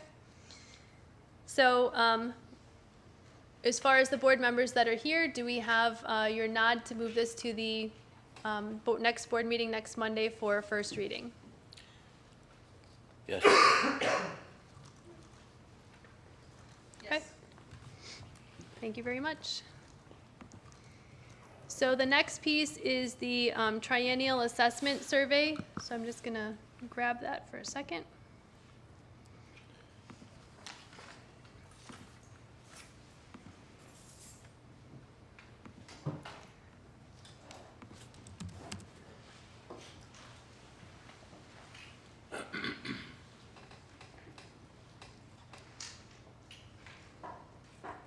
Mrs. Fink, do you want to go ahead and do your intro while I pull that up? Yeah. Good evening. So we met as an administration in June to go through, which she's about to pull up, our wellness policy assessment tool. So it just asks a series of questions, and it's sectioned off. One of the sections is public involvement, how we involve the public when it comes to wellness, nutrition education, nutrition promotion, physical activity, physical education, other school-based wellness activities, and then nutrition guidelines for our food and beverage that we serve here. So rather than going, bullet by bullet, I was just gonna kind of summarize each section of what we're currently doing well and areas for improvement that we identified as a team. So just to reiterate, we do this assessment every 3 years. Annually, we meet as a team to review our status of our wellness policy and make any improvements as necessary.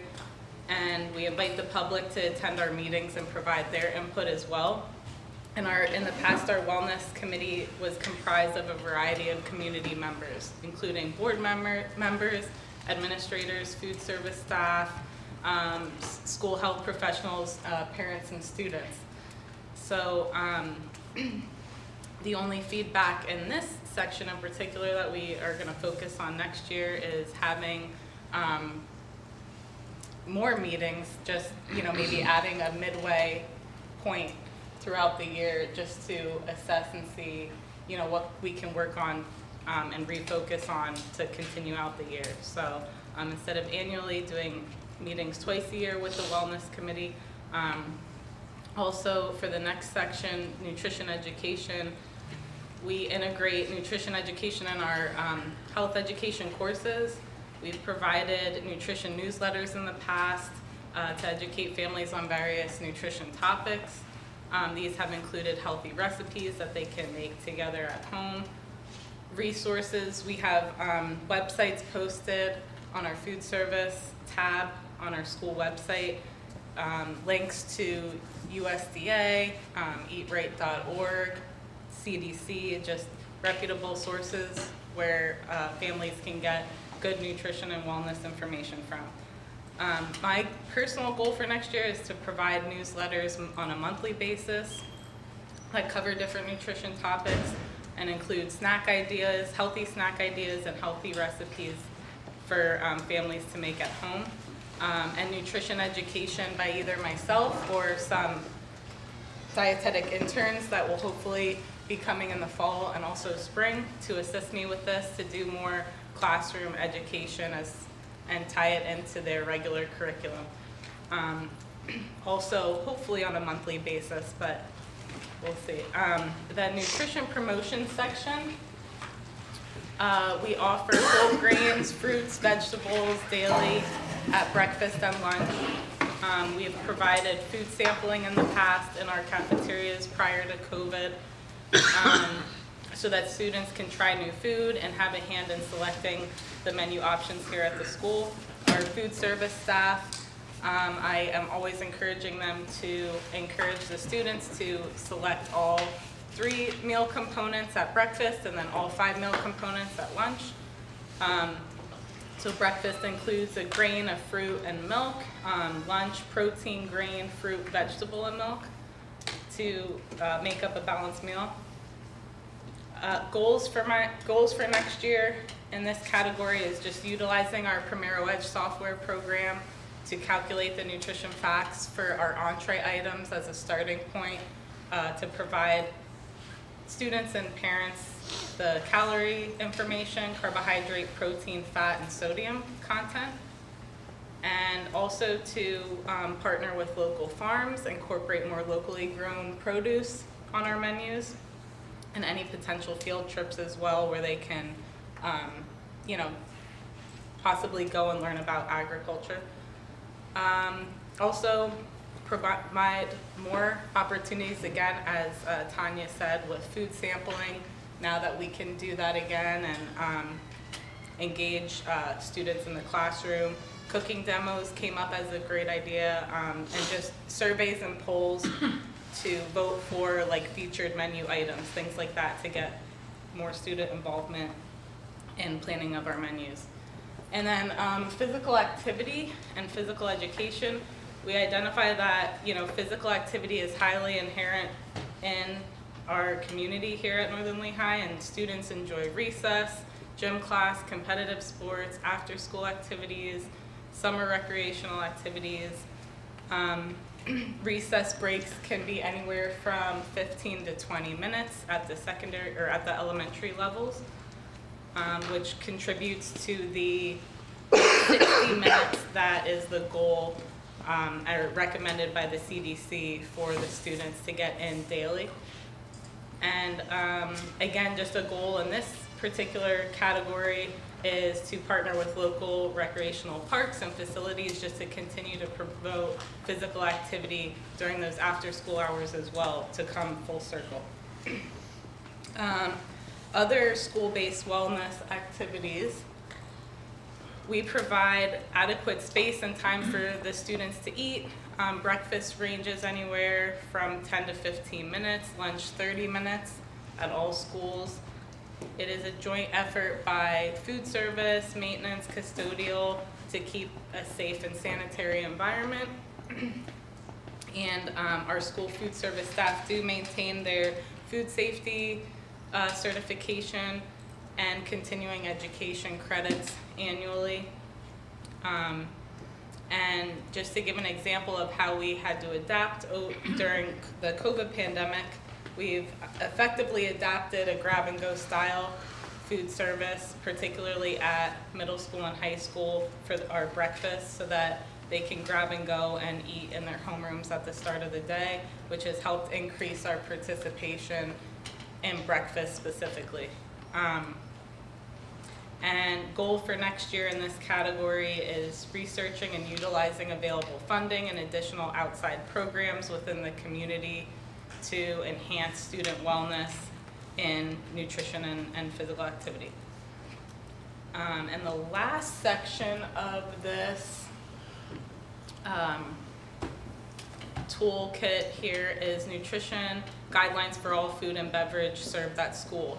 All of our beverages and food provided at the breakfast and lunch programs do comply with federal meal standards in terms of low fat, low sugar, low sodium. Sodium, to give an example, we do not, add salt to the food when we're cooking it. Whole grain products are offered. 80% of our grains that we serve on a weekly basis are whole grain. And then just providing them with adequate protein. So the guidelines for that, no less than 2 ounces for the elementary students and no less than 4 ounces for our secondary schools. And then again, providing fresh fruit and vegetable options as well. Healthy snack and beverage options are provided at school, sponsored events. So they also look at, school dances, athletic activities, if we're at least providing an option to choose a healthy alternative for a snack. Things like fresh fruit at concession stands, vegetable trays at student dances, things like that. So we have been doing well with providing those healthy snack options in those settings too. We have a limit to no more than 5 fundraisers per year that can be exempt from the smart snack guidelines. So there's regulations on what's considered a smart snack as well. And we try to limit our fundraisers to not be all, the students selling candy, for example, which wouldn't meet the guidelines, unfortunately. But, and then just what I personally want to work towards for next year is having all of our snacks and a la carte items that we have available to be smart snack compliant. Over COVID, they were a little bit lenient with what we served for snacks in particular, just because the supply chain issues were so bad and it was hard to get our hands on these particular items. So, but going into next year, just making sure that we meet all those guidelines when it comes to the snacks specifically. And then I just wanted to end by saying, this will be posted, our assessment will be posted along with our policies on the food service, under the food service tab on our website, so that we have access, the public has access to it. But if anybody has any questions now or, wants to email me with anything, that would be great. Any questions right now? I have one on the fundraising. Yeah. Is that specific to what comes out of the school, if it's a PTO or a sports or something specific? Or how do you identify that if they're coming, or does it not matter at that point if it's like the scouts? Just like overall, it's not anything specific. Like, you mean if they all? Yeah, so say, pick a sports team or the PTO or something that may not be directly under the umbrella of the district. Do those types of fundraisers, are they exempt from this plan? Or should they be following and getting approval because of this plan?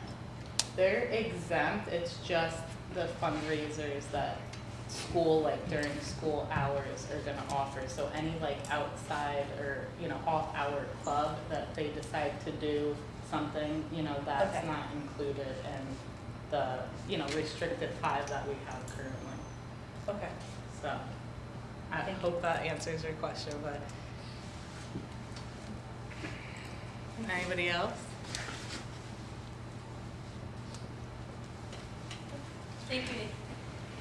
So along with the wellness policy, when we'd go through that triennial assessment, PSBA, Pennsylvania School Boards Association, who develops policies and who we take our lead from, also recommends that we look at policy 808, which is our food service policy. So this policy is on there strictly for review.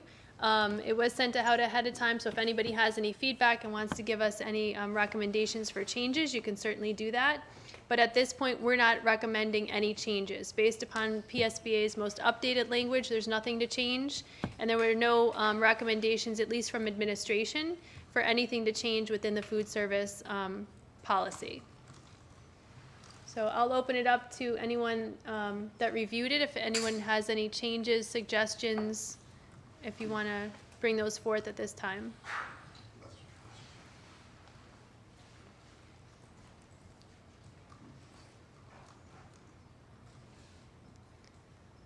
All right, not hearing any, I'm going to assume there are none. So that policy will not move forward to the board level because it's not something we're looking to have for a first reading. It's just strictly a review. Okay.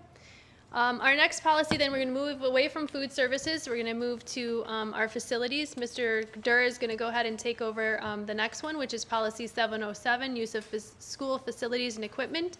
This is one we reviewed a few months back, but based upon fees that we're charging, we're bringing it back up as an administrative team. Again, not recommended by PSBA, but from Northern Lehigh administration.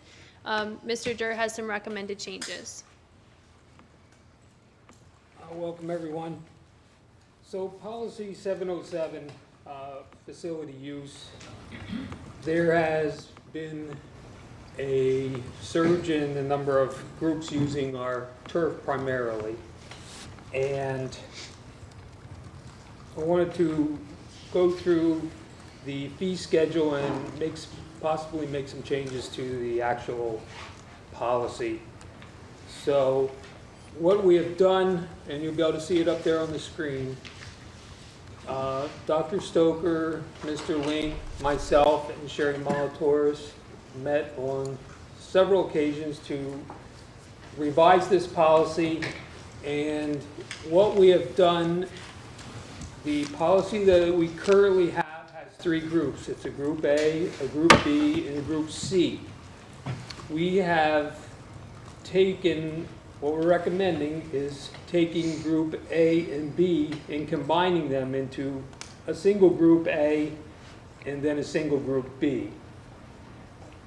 Under the current policy, Group A and B have pretty much all the same uses and guidelines that they follow. So we felt like combining them was a good idea, maybe make this policy a little more clear and concise.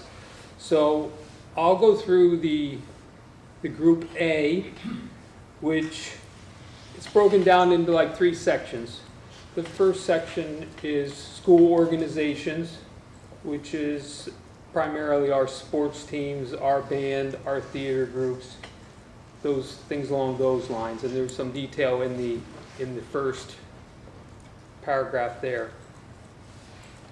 The second group would deal with our PTOs, booster clubs such as the band and the theater boosters. And the third section, civic, service, and recreational groups, are all organizations that would be within Northern Lehigh School District's boundaries,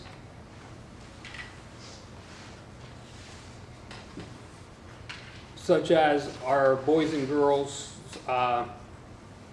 Boy Scouts and Girl Scouts, nonprofit youth organizations. NLYAA would fall under that section, as well as the Northern Lehigh Recreation Authority.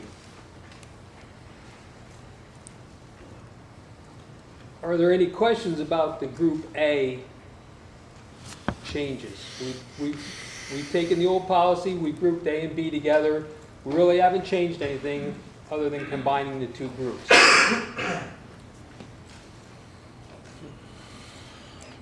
The Group B section will be other organizations or for-profit businesses that are within our school district boundaries or outside of our school district boundaries. So we've taken this Group C and added the business section within the boundaries and every other group that's outside of our boundaries.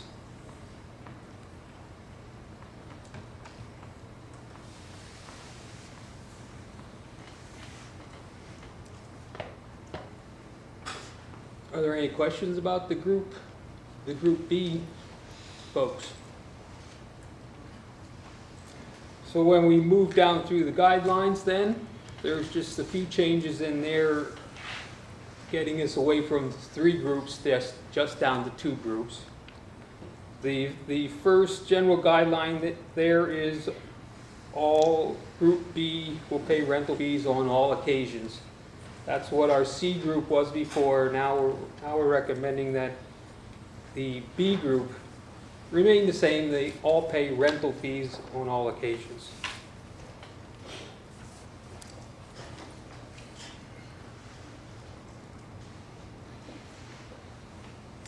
We added number 6 there. If we have a currently activated safety plan, that anyone using our facilities would follow our plan. Pretty much the rest of the policy just gets us away from 3 groups, just down to 2 groups.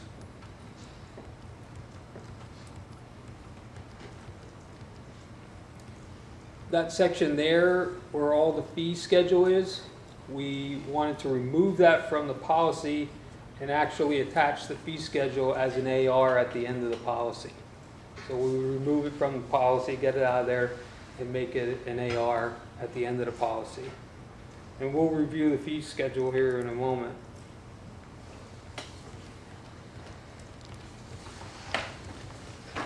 Are there any questions about the Group A, the Group B changes?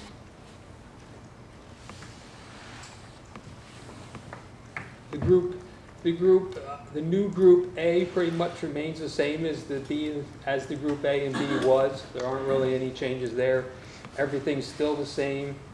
There are no fees for the NLYA groups, the rec centers, and you can see there on our chart there, our current fees there. NC under NL is no charge. So anybody in the Group A, there will be no rental fees assessed at any time for Group A. And that's our sports clubs, our PTOs, the NLYA, the rec centers. Under the Group B schedule, under the NL section there, that's what we currently are charging.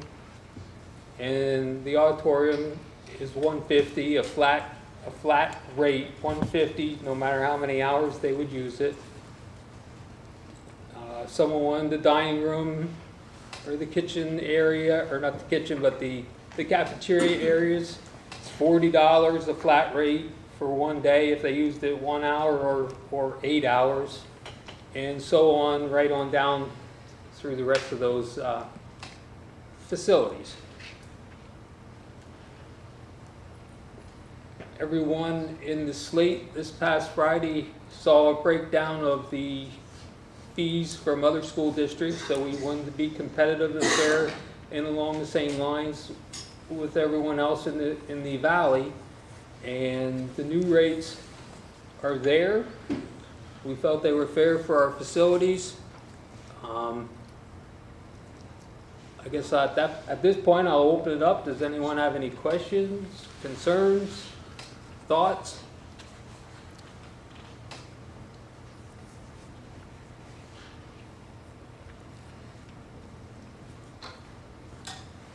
Are the new rates the ones we're going to be using now, or approving now?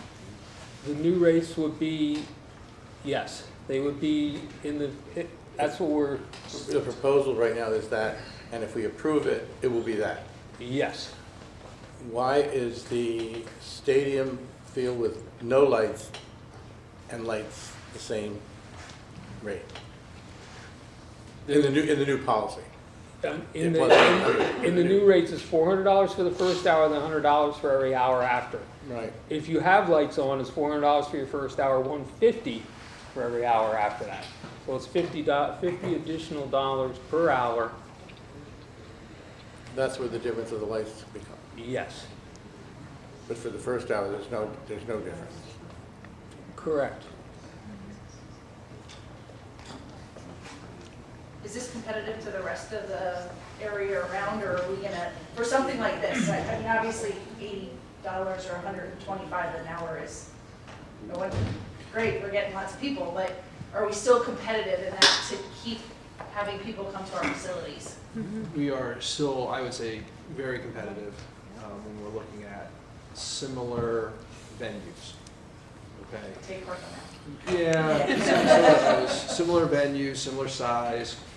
And we also did some research on what some of these outside groups and businesses are making their take on when they use, say, our auditorium for a day, and they're making $20,000.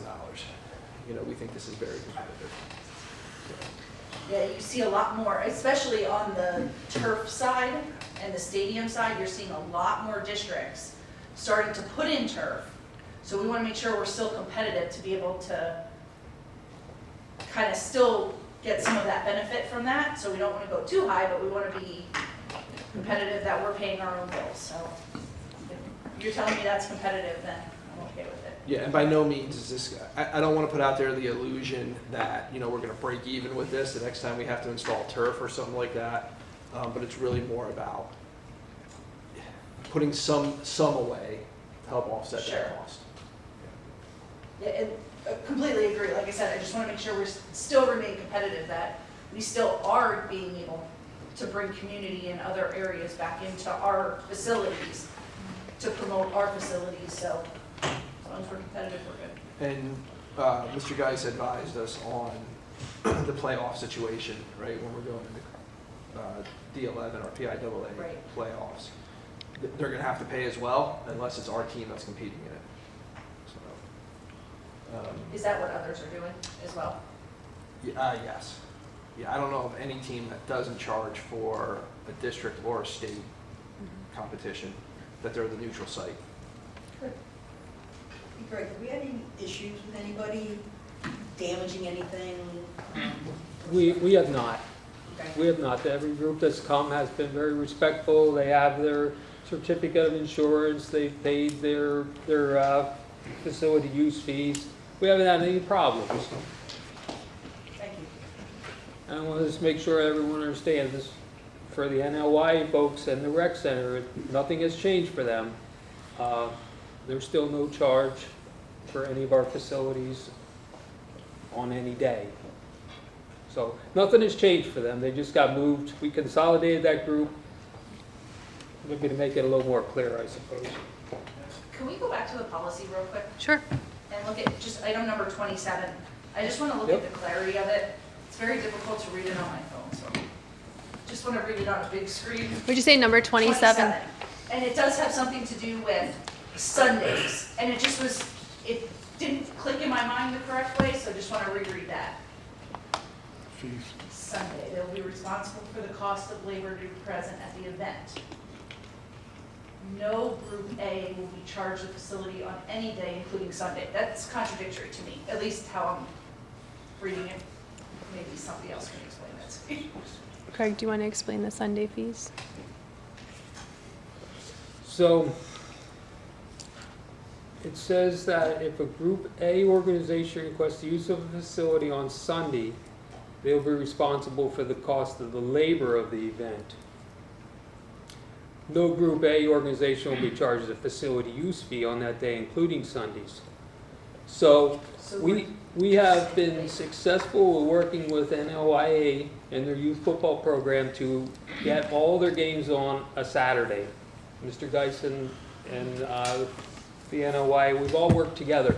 If the NLYA would choose, and this is no change from what we previously were doing, if the NLYA would choose to hold a game on a Sunday, they would have to reimburse us for the cost of the labor only.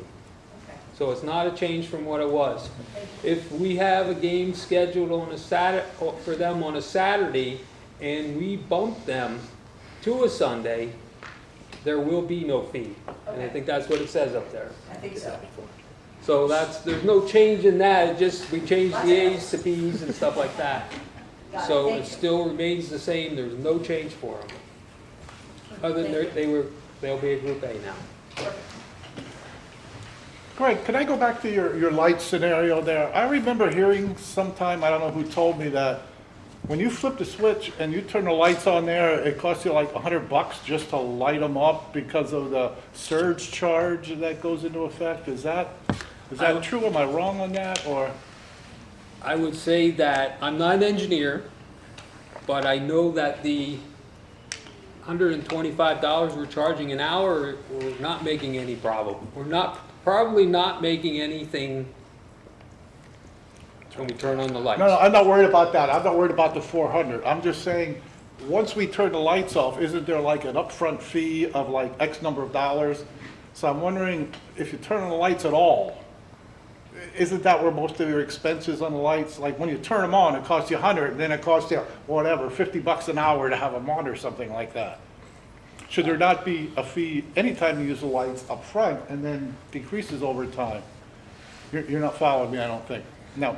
Well, I'm sure that there was some sort of surge that to get them up and running. Yeah. I have no idea what that would be. Okay, don't worry about that. But once they're burning, Once they're burning, they're on, burning. Yeah, that's a it's gonna be a constant. constant Yeah. use. But we're not doing that, though. We're charging them more as they're burning, the $150 an hour as opposed to the 100, when it's really not. The number should be, in my opinion, it should be if you turn them on, it costs you 200 and then 150 an hour after that, because that's where the money is spent. I don't want to belabor this because we're talking $50 or something, you know, but, Well, I get out of that, it's another $100, an additional $100 after that, but only $100 if they don't have lights. I'm just But it's saying. $50 more than To if turn they have it the on, lights to on. turn it on is where you're spending the money, not to have it on. And we have it set up where to have it on costs more than to turn it on. And it seems to me that that's flip-flopped from, I don't know, a numbers perspective. Again, I don't want to hold this group up for $50 an hour, but I'm fine with it. I'll approve it as it is. Okay. Matt, you're kind of talking like a generator when it first goes up. When it first goes on, that's what it is, and then it goes, Yep. whatever those numbers are called. Exactly. But that's what you're talking It's okay. Any other questions on the facility policy and/or the fee schedule? From the board members, a motion to, or look to put it onto our Monday meeting for motion, correct? We can do Correct. that. So just so the board is aware, the policy would go to the board. The fee schedule is not, because it's an administrative regulation. And that allows us to continually update those fees year to year without having to bring the policy back to the board. So just policy 707 would go to the board if you, as a board, deem it to go there. And that's different than the past, having the fee schedule. Well, it's different for included in this. the policy. Correct. It's different for this particular policy, Okay. but we always handle ARs that way. Perfect. Questions from the board? Okay to move it to Monday's board agenda? Looks good. Good to Thank move it ahead. Any other content to review for policy this evening? Then I will close the policy committee meeting and turn it over to Mr. Disler for technology, buildings, and grounds. Thank you, Mrs. Husak, and we will start our meeting with Mr. Durr.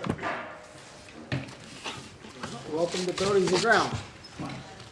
The first agenda item, we talked about installing a cement pad behind Slington Elementary where the tank currently is. The project would be funded from ESSER funds. I have two estimates that are well over the threshold for 3 quotes. If we want to move forward with this project, we would need to solicit and collect sealed bids for this.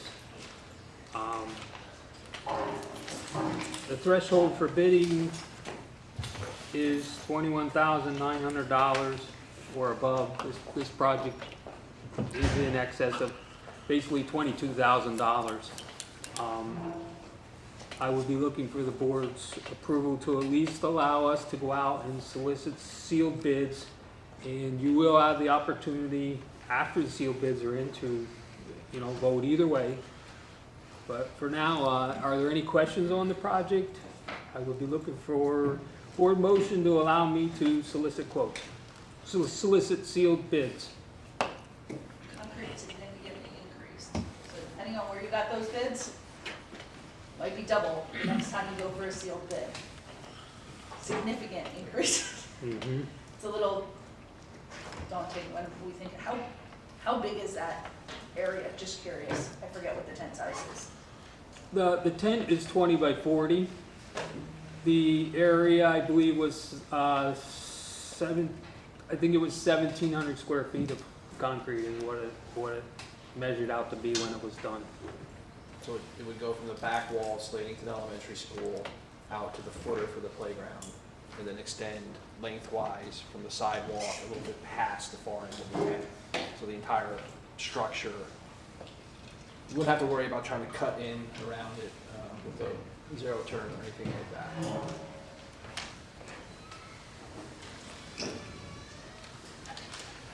So is board members in favor? I see all nods. Thank you. The next item, fuel bids.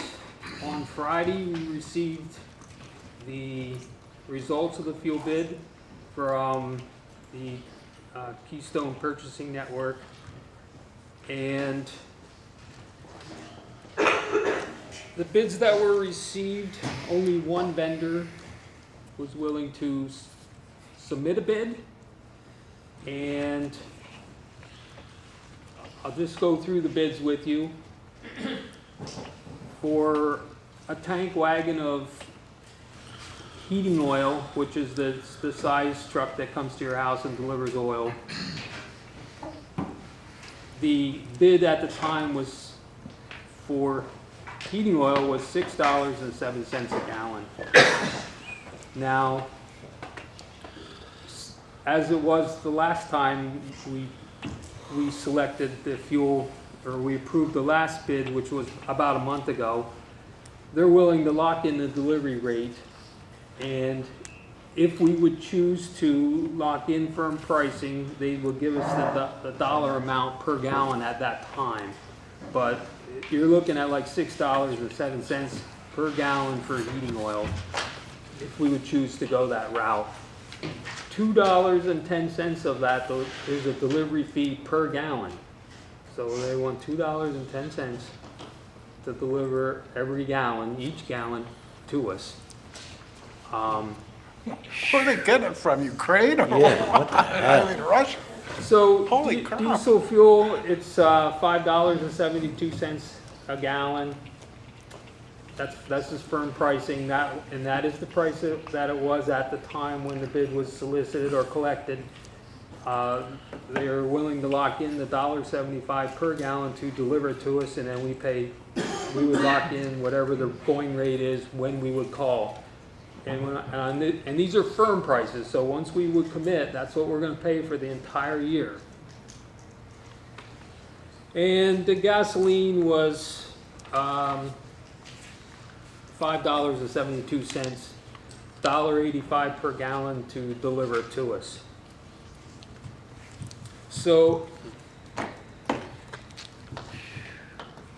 at this time, I guess, I feel like I'm not sure that we want to lock in firm pricing at those prices. I don't have a vehicle to purchase fuel at this time. I'm looking at some state contracts, and maybe there are some CoStarz vendors out there who could sell us fuel. I don't have an exact answer for us right now, but I'm surely, if it's the board wishes that we do lock in those prices, we would be committing for the entire year, whole next school year, somewhere close to those numbers. I guess I'll open it up to discussion. You're saying the gas is $5.07 including the delivery fee, or that delivery fee is in addition to that? It's $5.70 plus $1.85 a gallon? It's $5.72 delivered to us. That includes the. 572 delivered, that includes the, Delivered. whatever, 185, okay. And that's Greg, that's the, can you just, do you see that up there? Can you just start at the top, and I missed those numbers. So what was the number 2 heating oil? Just so I can get the prices. in Six there. something. 607. The exact number is $6.0757 per gallon. Okay, and then the next one? Diesel fuel, $5.7257. Is that regular, is that treated diesel or off-road diesel? That's the dyed. How, I'm just curious how dyed diesel is cheaper than heating oil. It's usually it's odd. They do not bid the off-road. Okay. And then Greg, what was the unleaded? The unleaded gas, $5.7274. Those were the prices at the time the bids were collected. And what was the delivery fees? $2.10 for heating oil, diesel $1.75, gas $1.85. And just to confirm, those numbers that you just said there are included in the numbers that are up there. Yep. And that portion is locked in. The fee to deliver each gallon is that's guaranteed. When I would call to lock in and can commit, I would get the price per gallon for the fuel then. There's a document out there right now on heating oil that by winter time, they're anticipating home heating oil to be $8, $9 a gallon. So at $6 a gallon, sounds really extreme right now, Mm-hmm. but it could sound like a bargain come January. Good. I think I agree with that. Everything I read and see, it's not going to be going down a whole lot, at least not till spring at the earliest. At the Yeah, earliest. So, I It is agree, I think concerning, it seems high as we look at it now, but just like we're saying, I don't think it's gonna get cheaper if we wait. It's gonna get more, and really, if anything, it's gonna get more. Greg, were you looking at an alternative delivery or something that would take some of the expense away? If we would choose not to use this bid, we would have to find some other way to Right. buy the fuel or where we can buy it. Certainly, this contract or this bid is good till the 8th, June 8th. So after June 8th, which is Wednesday, the prices are no longer guaranteed. The delivery costs are no longer guaranteed, let's put it that way. So we can't make a decision at the board meeting then, right? We would have to make a decision now or tomorrow to lock it in, if that's what we would want to do. And that's typically the process. You typically give administration approval to lock it in any other normal year Yes, and prior to the board meeting. Oh, okay. Yeah.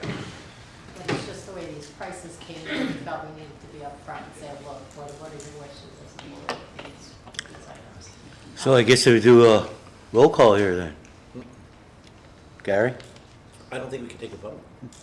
Well, not vote, but isn't that what you're saying we need to do? Well, we just need direction from this committee about whether your preference is that we lock it in, or we just, basically we just see what else we can find, or for a year. Whatever we decide, it's for a year. And then if we lock it in at these rates, Sherry and Greg will just have to redo our budget runs related to fuel. Yeah, because We don't have enough in the there budget is to not cover enough this. diesel money in the budget to cover this kind of increase. I'm probably gonna need to put about $60,000 or $70,000 more. So I say yes, we should lock it in. That's what I feel. How close are they to last year's numbers? Like, what's the percentage increase? Probably double. So probably, I don't have it in front of me, but we were somewhere around probably 20 cents a gallon, 50 cents a gallon. It just depended on the product last year. For which one? For gas, for We paid the, 20 cents a gallon for gas last year? no, that was the delivery charge. Oh. So for instance, if we probably, I don't have it in front of me, but, Hold on, I can get it for you, Greg. okay. 410 or something. I can't vote on this, but if Greg were to lock it in on Wednesday, I would certainly approve it next Monday at the meeting. Is it ringing?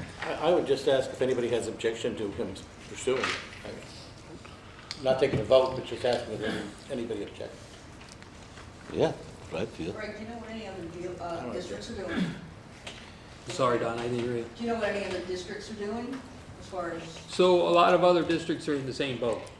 I just didn't know if you had heard anything as far as dollars. Southern Lehigh Southbury reached out to us today as a group and said, hey, are you guys seeing these? What are you guys thinking and what are you doing? Because she didn't know. Is there any way we can consolidate any bus runs? At this point right now, we're pretty much consolidated. We look at it every year, but if there was something that we could consolidate, we certainly would. Right now, we're probably pretty much dialed in. It just seems like, when I see some of the buses, they seem very empty. That's my only comment. That could be the point of the run at which you're seeing it. Are they still picking up children, or they have already dropped off? So. Yeah, I just wasn't sure how that was going. Like, are we taking a big bus versus like, can we get a shorter bus or a van or something to? I think with our kindergarten going up also, we may be looking at additional bus anyway. Exactly. I was just gonna say the exact same thing. I'm like, we just have 130 kids that are registered for kindergarten. We had 117 graduate. 107. 107. I was up by 2. And those aren't one for one. I don't think we can. Because all those kids in the high school aren't taking a bus. Hey, Greg. So I have the cost of what we paid per gallon, not broken out to this much was gas, this much was delivery, but last year for regular gasoline, we paid $2.15 a gallon. For diesel, we paid $2.27. For the oil tank transport delivery was $1.98, and it was $2.18 for the tank wagon delivery for the fuel oil. Approximately, how many gallons did we go through last year? Do we know? The heating, go ahead, Greg. So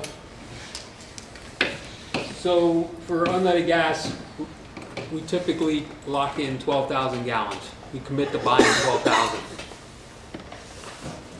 The diesel fuel, 30,000 gallons, and that's pretty much consistent. We were almost right, that dialed in. We would normally commit to 30,000 gallons, and the heating oil is for the field house, 5,000 gallons.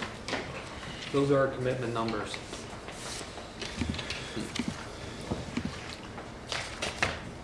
So our baseball and softball field become a wind farm and solar farm is what I'm hearing.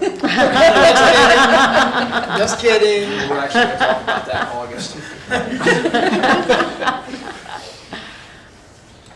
No, Mrs. Farber, we're not getting into the softball field. I got her attention back there. I'll fight with you. It's all right.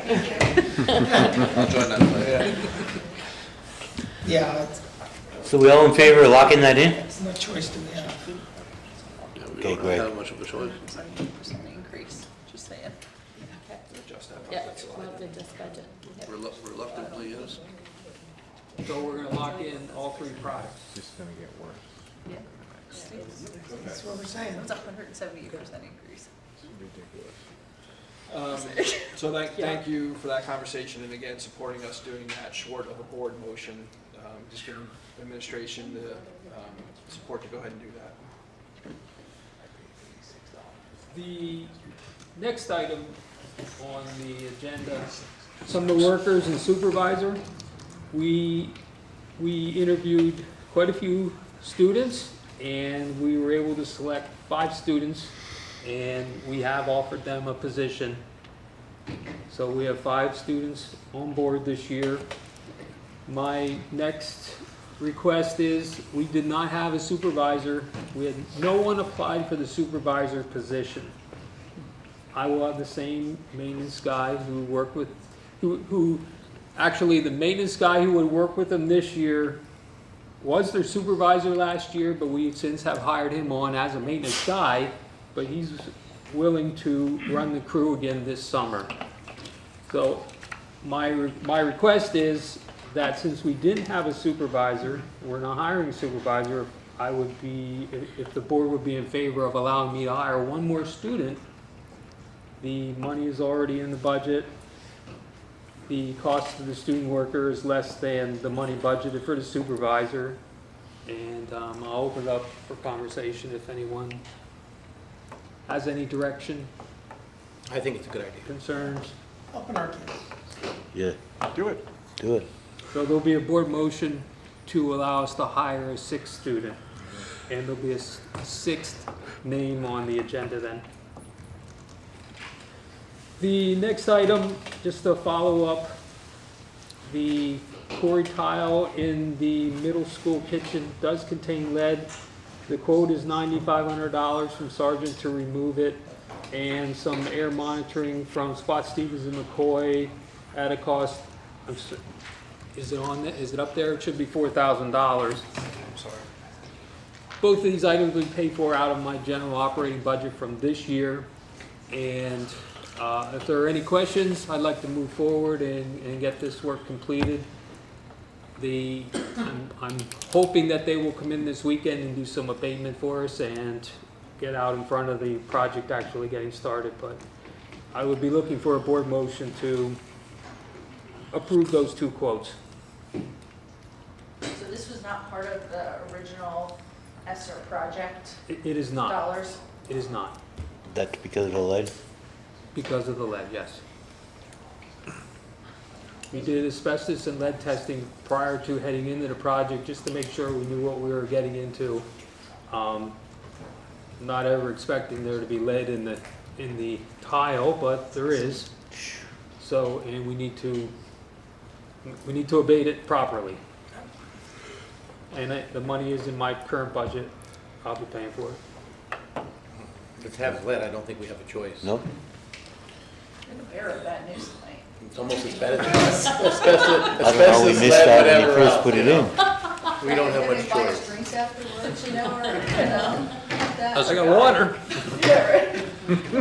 Aside from that, is everything else for the kitchen project still on track to be completed before? Yes. Every update that I get, equipment is gonna be, is available now or will be ready. There are no delays right now, let's put it that way. So there will be two motions to allow Sergeant Spot Stevens McCoy to complete that work. The last item, D&L Heritage Trail, they run the marathon out of our district every year. We've hosted it for probably 5, 6, 7 years. And the motion that I would be looking for was to simply allow them to start before noon on a Sunday. Per policy, it takes a board motion. The group has been great to work with. We had no issues. It's huge success. Sure. Is there any questions on that? Okay, Greg. I believe that's it for me. All right, thank you. Mr. Hill? Okay, good evening, everybody. First item I have on there is the 2022-23 lease. Typically, every year I use a lease from California First Leasing Company to purchase Chromebooks and projectors. That lease money is part of my budget that Sherry presents, so that money is built into the technology budget. It is for $50,000 per year for 3 years, so $150,000 total. And that is to purchase 325 Chromebooks and cases, and also for 26 projectors, mounts, and accessories for the middle school. And then also, we should have a few $1,000s left over in that lease money. And we would like to purchase a uninterruptible power supply for our main server room for our phone system. We had a UPS fail there a few weeks back. Stephen Hawes did repair it. He was able to get batteries, but it is it's about 12 plus years old, so we're looking to replace that. So what I was looking for is approval to move this to the board. Since it's a lease, it has to be approved. But again, this is part of my normal operating budget that we do every year. So this is replacing other Chromebooks? Yes, yes. This would be to replace, the Chromebooks would be to replace the 7th grade class going into 8th grade. That was about, right now, that's one of our larger classes, 133, 135 students. And then the 6th graders received them last year, so they'll be moving to the middle school, so they'll keep theirs. But this would also be for the large kindergarten, incoming kindergarten class as well. So that's what the Chromebooks are for. Okay, I didn't know if we had any extra that we had to recycle or anything. Well, we do recycle them, but no, these are actually replacing the middle school these are older ones that are being replaced. They're 4-year-old now, so they'll be 5 years. So we're getting rid of those next year, and those will be kept though. We're going to keep the old ones for spares and also for replacement parts. So they're replacing 4-year-old Chromebooks that will be 5-year-old next year. And just so I heard you right, I apologize. It's Yep. a 3-year lease. Yes, it's a So- 3-year lease. So the 325 is basically, for lack of a better word, divided by 3. Yes, You're getting them in portions yes, of and we 3. actually keep the devices for at least 4 years. So, Okay. but we take out a 3-year lease. Yes. Perfect, thank you. Yep. So does the committee support that going to Monday night's agenda? Okay. Okay. That'll be on the board agenda for Monday night. The next 2 items, I'll talk about these at the same time. Next 2 items are this is licensing that we purchased for 2 licensing for. One was for Lightspeed Classroom. That is a classroom management tool that the teachers use. This is for kindergarten all the way up through 12th grade. They use that to manage their students' use of the Chromebooks and also the laptops at the high school. It allows them to lock screens to, when they're in their class, they can monitor what the students are doing. They can, have the students go to certain websites, things like that. So it's basically a classroom management tool for the one-to-one. And the second one on there is Adobe Creative Cloud for the high school. That is for the Adobe software that's used in some of our video production classes. Also some of the other classes that use, the 2 main things we use there are Adobe Photoshop and the Adobe Premiere. Those are the 2 main applications, but it includes others.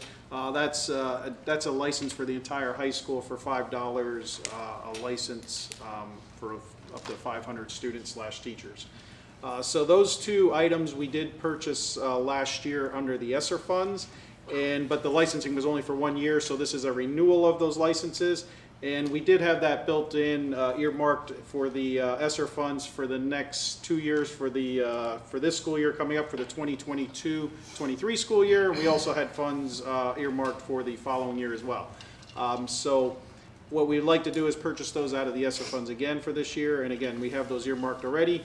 After the ESSER funds run out, the Lightspeed Classroom is something that I am going to build into my budget down the road. There's some other licensing that we're looking to save down the road, and then I can take that over after next year. And then the Adobe Creative Cloud, we had talked to Mr. Velocity about this prior, that he was going to try to work that into the high school budget 2 years down the road. So again, this would just be for 1-year licenses for both of those products under the ESSER funds. So what we would like to do is move that forward to the board agenda on Monday for approval. Does anybody have any questions or anything else about that? So you said 500 licenses? Yeah, the first one, the Lightspeed, is actually licenses for kindergarten all the way up through 12th grade. So that's for the entire school district. The second one is the Adobe Creative Cloud. That's just for the high school for 500 licenses, students/teachers.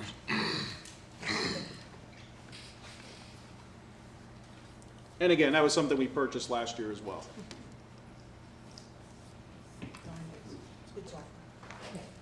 Okay, so can we move that forward to Monday night?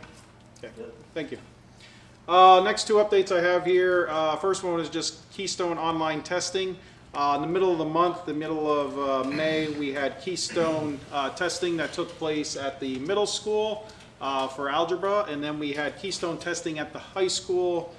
We tested, actually all 3 we did. We did algebra, we did literature, and we had science. So I just wanted to report that the Keystone testing went well. We had no major tech issues. There's a few little login things like that, but we had no major issues. Everything went well. So just wanted to report on the Keystone testing. And the final thing I have on there is the phone service update. As you know, we've been doing the project where we switched our phone service over to Penn Teledata, which is saving us a substantial amount of money per month. And the final part of the project was we were waiting for Penn Teledata to complete the private fiber connection. They completed that sometime either late April or early May, but we finally, so we made that connection. We switched that connection over to our Penn Teledata private fiber on May 24th, and we've been running on that ever since, so everything's running well. So does anybody have any questions on that? But that project is now 100% complete. Okay, that's all I have. Makes it good news, you know, Greg? Yeah, good news. Thank you, Mr. Durr, Mr. Hill, and we'll close that, and our next meeting will be August 1st. I'll turn it over to Finance. Mrs. Fink, you are first on All the right. list. I just had a couple updates with our summer food service program. So we will have 2 open sites, the Slatington Elementary School and High School, as our locations this year. Rather than having grab-and-go style, we have to have congregate meal service where the students sit and eat on campus. So actually Brian Geist helped me, actually did it for me, put together an aerial map so the parents are clear with where to park and where to go to either drop their student off to sit and eat or sit with them for both breakfast and lunch, starting June 13th and running through August 11th. So they will get a survey that I will open every week. Starting tomorrow, I will post the survey that just basically asks, for general meal counts that they plan on coming this day and that day, just so we have a rough idea of community members from the outside that will come in and dine at both of those 2 locations. Also, the menu for the summer program will be posted on our website, the aerial map, and the link to complete the survey that'll open and close each week for our meal counts.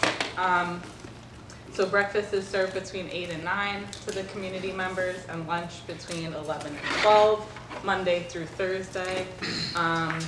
And we are keeping the community members who come to dine separate from our campers. There's 7 camps going on this summer, not all at the same time, but we are keeping them outside at picnic tables and separate from our campers. So that's really it for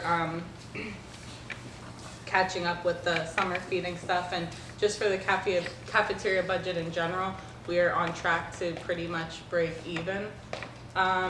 So, yeah, I mean, better than losing, so. Yeah. All right, that's it for me. Do you have any idea of what you think your participation is gonna be? For next year? For the summer. Or? Because they have to drive, most of them have to drive here. And with the gas prices, I don't know if they're gonna do that. Yeah, it's definitely not gonna be as high as it was last year, because they just had to, last year, just drive up in their car, give the student name and however many meals they signed up for, and we had everything bagged and they, took it home to eat. So with it having to be eating on site, our participation, is likely not gonna be as high. What that count is, I don't know. I'm hoping the survey will at least gauge, and we'll have to look at the first couple weeks and go from there. We will capture all the students, though, the meals, breakfast and lunch for all of our summer camps that we're hosting. That will also help bring in revenue to Mrs. Fink's department. Mm-hmm. Yeah. Any chance you can just put it in a bag like you did last year, just have them sit down and then they can go? We are putting everything in to-go containers, so it's not just like open or on our regular trays. It will, with the exception of our campers who are gonna be dining you know, in our cafeterias or in our building somewhere, out, the community members will have like a to-go container. We just won't have it bagged, so they're less likely. I mean, you can take a to-go container and walk home with it, I guess, but I don't think we're gonna be out, we're gonna be out there monitoring the food service staff, but we're not gonna be like policing people to not leave the premises, so. I like But, Thank you. Mrs. Fink, can you email me your notes then, just so I can drop Yeah. it in here tomorrow? yeah, Is that still a free program, or is that still a Yeah. free program? that, I just want to thank Mrs. Fink because we've gone back and forth many times with STEAM Camp about how to handle the Yeah. food with all the new changes, and she's been very helpful and patient. yeah, yeah, every week there's like a new memo of a little change. I think it's just all aftermath of COVID, and they're just trying to nail down like the details of all the different types of summer feeding programs that you can run, so, but. And that's not restricted to students, it's for anybody in the community. Well, it's, no adults, 18 or younger is the Okay. focus of the program. And they Yeah. don't have to go to our school district. They can Okay, so it's just be the anybody. students, okay, that's what I, Yeah. Anybody under the age 18, right? okay, Any resident 18 Under the or age of younger, 18. whether they attend our schools or not. Yep. okay, thanks. With the to-go containers, this is gonna be an awful question. With the to-go containers, I'm just thinking of the amount of trash and, other things that may come up with that. Just curious how we're planning to kind of reduce the footsteps of what's happening in the world. As you read certain things in the paper, as you're reading about that, and we're hearing about it, what are we doing as a district to kind of do that? And hearing that we're gonna put them into to-go containers. Just trying to balance what that number would look like and what that really means, and how do we reduce it? For like you mean trash, or? Just the general, I mean, is cost it, of my container. guess the container is gonna be a styrofoam or something that's Yeah, it's a non-biodegradable type piece of Yeah.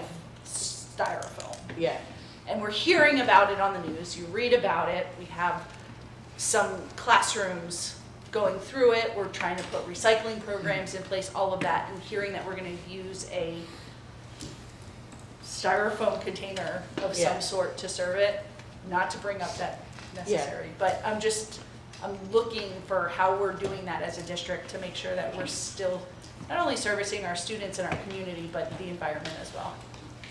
I think the bulk of the meals served will be to our campers. So that's gonna be the traditional, here's your tray, Okay. take the tray back and wash it. Yep. I'll be surprised, could be wrong, but I'd be surprised if we get more than 20 to 30 community members to participate in how we have to structure the program for people that are just dropping in. However, we can certainly look at some sort of biodegradable product, yeah.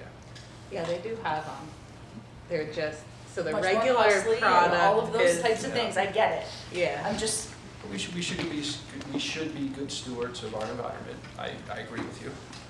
So we can definitely look in how to minimize that impact as much as possible. still fiscally responsible, I'm still, Yeah. Balancing act. And I think the Sure the is. lower numbers will definitely make a difference. 'Cause you're not gonna get anywhere like what we had before. No, not gonna happen. Anything else? Sherry, are you the one for the debt restructuring? And I think after what we've heard from Greg, we don't have a choice. Gentlemen, maybe you can each introduce yourselves again to the committee. Thank you for your patience getting here. I hope you are fully vested in our comprehensive plan. And, again, we appreciate your patience. And I don't know if maybe you want to just come up to the podium and just kind of walk through it, Brad and team. I think I was here last meeting, again, Brad Renwick with PFM.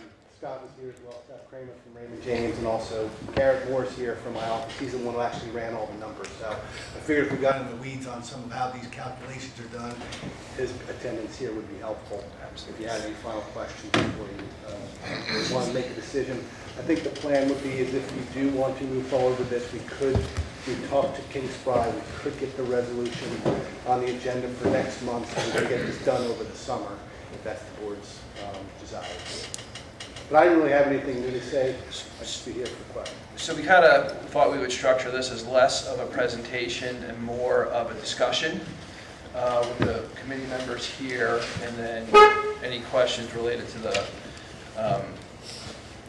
option 1 or option 1A. We have the team here to kind of advise us. Can you answer put that any of up those on the questions. screen? Okay, I forgot my paperwork. Since I came from. So I think when we left, I'll just kind of open it up and then kind of turn it over to the board members present. I can tell you that administration is recommending we go with option 1A, which would get us the greatest amount of relief up front. It would extend the length of the debt, I believe, out to 2037, I believe. And we are also recommending that we take on with this process additional monies so we can look at some projects, in particular football, not football, softball, baseball complex, as well as potentially a new maintenance building, as we discussed several times over the last few months. I can ask Mr. Geis, maybe if the board wants to hear a little bit about what is probably the 6th or 7th iteration of what a softball, baseball complex upgrades could look like. And I can also share that Mrs. Molitoris, Mr. Geis, and I met with representatives from St. Luke's University Health Network today to renegotiate, really to extend our contract with them anywhere from 10 to 15 years. Part of that would be give-backs, another waiving of fees that we currently incur with them, so that money can be redirected towards, in particular, a softball, baseball complex, as well as sponsorship discussions. I'm going to put this number out here very, very tentatively, but we walked away with them with a target of 1.3 million to help us out for a 10 to 15 year extension of a contract with them, which administration would recommend that we use to put right towards the athletic complex, in addition to monies from the debt restructuring. And we're hoping to be able to meet maybe the needs of those student athletes and Greg's department with a new maintenance building. So that's just kind of the backdrop, and we'll kind of open it up to discussion from there. Sherry, what's the current end date for our financing? If you go to page 5, I think what the recommendation. You don't have copies of that, do you? I don't know if it would be helpful. No. No, okay. Not that. Brought mine. What? I know, I was gonna, and I thought, nah, I'll have a million copies, you know. I think it's the next one. There you go. Yeah, no, that's next one. scenario one more. So just to real quick review what this means. Column 7, which is covered in the black column, that's what your current net payments are as you stand today. The orange column would be if you refinance and restructure the debt, you get to the orange column. Okay, so you go from black in 7 to orange in column 11. If you add the new money, then you add 12. So then you get to the green column, 13. So if you do the refinancing, we do option 1A, we do $2 million for projects. Essentially what we're doing is we're going from 7 in black to 13 in green. That's the bottom line. And you can see then your annual payment is dropping, does drop, but we go out for and repay for a longer period of time. So to answer your question directly, if you look at column 7, your debt is currently scheduled to go away in 2029, 2030, and we would now be going, as Matt mentioned, we would be now going out to 2037. And the payment drops. And with that, what's the amount we would, so how many millions or whatever? It'd be about $1 million relief every year. What's the total of the money that we would get with this refinancing? Oh, if we went out for an additional bond? Yeah, The yellow section. no, the green, no, what's that? I didn't know what the new total was that we would be borrowing. Okay. Yeah, that's what I said. Go It would ahead. be bought in green, if you look actually in column 4, the transaction would be 11.9 million or so. Okay, that's what we're estimating now. When we have the parameters resolution, just to be straightforward with the board, the number's going to be higher because we have to meet some state laws, okay? Of that 11.9 million, about 2 million is going to be available for new project, and the other 10 is going to pay off the old debt, that's amortizing more quickly. We're going to pay off some of the debt that's shorter with the new debt and structure it longer. So you will, if you look at the totals, you will pay more over time, but what's going to happen is your annual payment's going to be less as you work through the budget. That's being extended, you're going to pay more, but the stress on the budget's going to be relieved close to 900 to 1,000.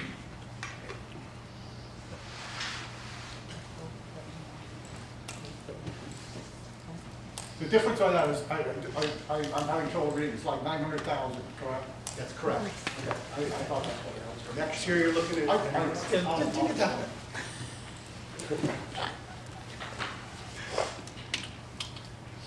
Okay.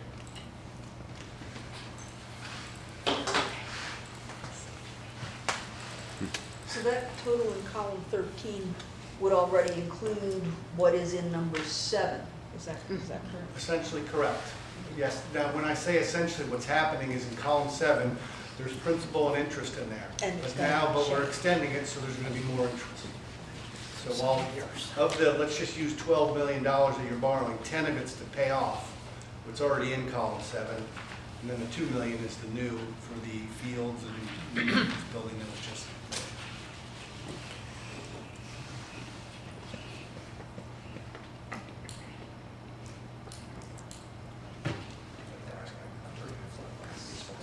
Not yet, but I do, just one comment. So we're actually pushing our debt out 7 years, all right? We're at 2022, we're looking at 2037. So we're saying that all of our buildings are sound. They're gonna last 15 years. We're not gonna have to do any major projects on any of the buildings at this point, thinking, because if we lock into this, we're obviously not going to be able to look at another bond down the road. We can't afford it to do another major project, is what I'm trying to say. That's the only thing that's is making me think. If we feel that our facilities are sound, brick and mortar's good, I don't know. I guess that's a gamble, but we can have an earthquake tomorrow and have issues, but. I think there is some money, Bob, in our capital reserve, and I look for some of the long-range projects that we're working on. So that there are some dollars built in there. I don't know if it's enough, you're right, whoever knows, Yeah, I know. But, That's the only thing I was thinking of when we were looking at this from the last time. Yeah. Because we're really locking ourselves in to saying, we better be sound. Our recent building walkthroughs, I think everybody got a pretty good snapshot of the state of our facilities. Structurally, solid, roofs, solid, HVAC, solid. We don't have to do the water treatment plant out at Peters, that would have been a multi-million-dollar project. That's, the experts said, give yourself another 20 to 25 years on that, which we're all very surprised and grateful for. The chillers at the high school, they are recommending minimum 5 years, probably longer. So that's $300,000 current money. It could be $400,000, $500,000 by the time we have to replace them. There's something where I would look to say we need to build that into our budget and fund balance if we're going to have to switch it on those. We know we want to do the divider wall at Peters between the gym and the cafeteria. Thanks, James. That's probably, I think, what was that, 120, 130? 130. But as far as a major building renovation or putting new roofs on or anything like that. Parking lots are good. Greg maintains our parking lots like they're his own driveway. So.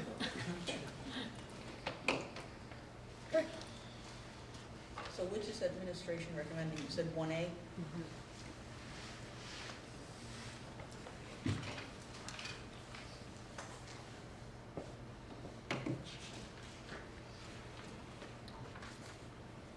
Are we allowed to review the budget before we make a decision?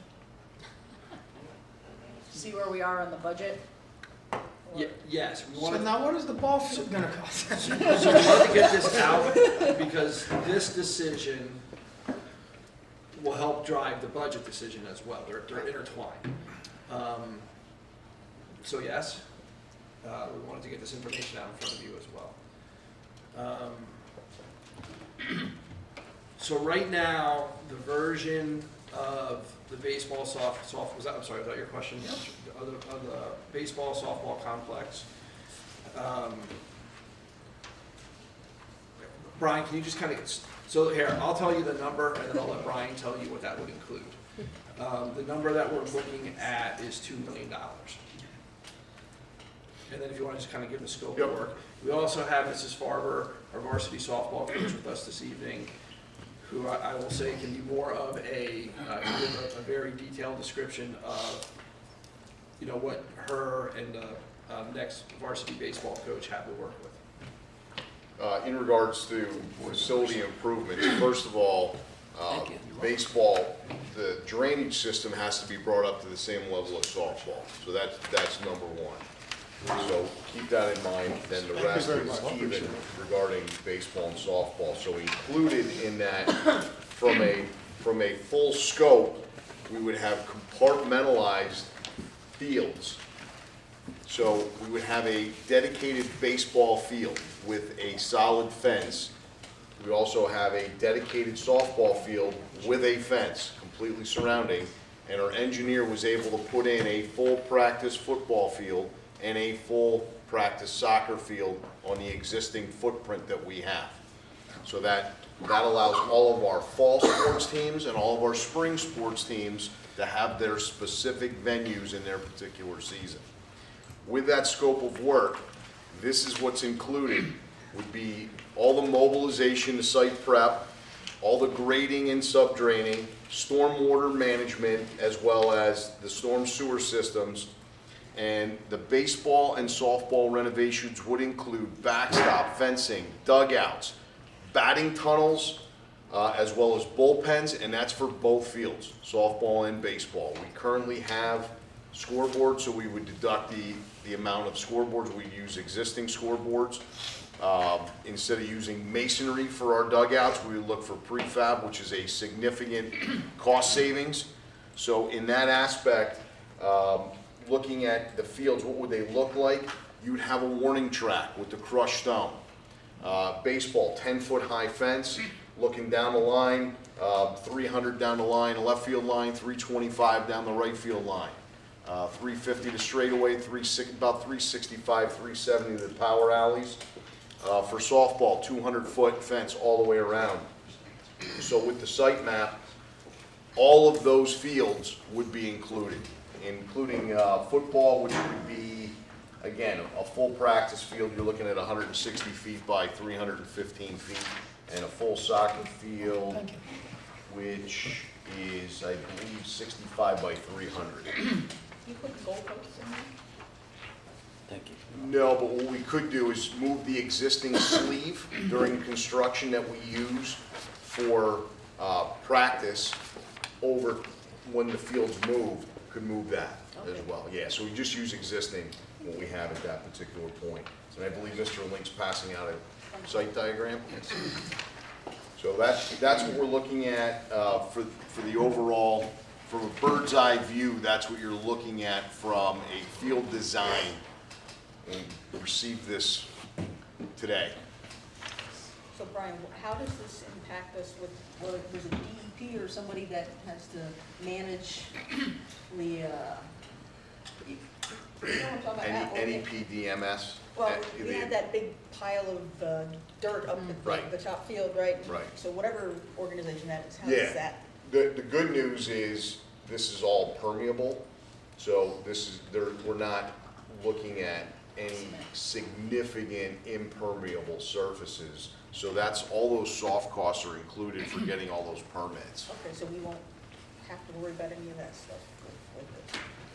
I don't wanna go on a limb and say not have to worry. I know Lehigh County is very strict, but since we're using natural grass and dirt, we're, kind of trading off. So there's nothing that's water runoff. We already have a retention pond in place.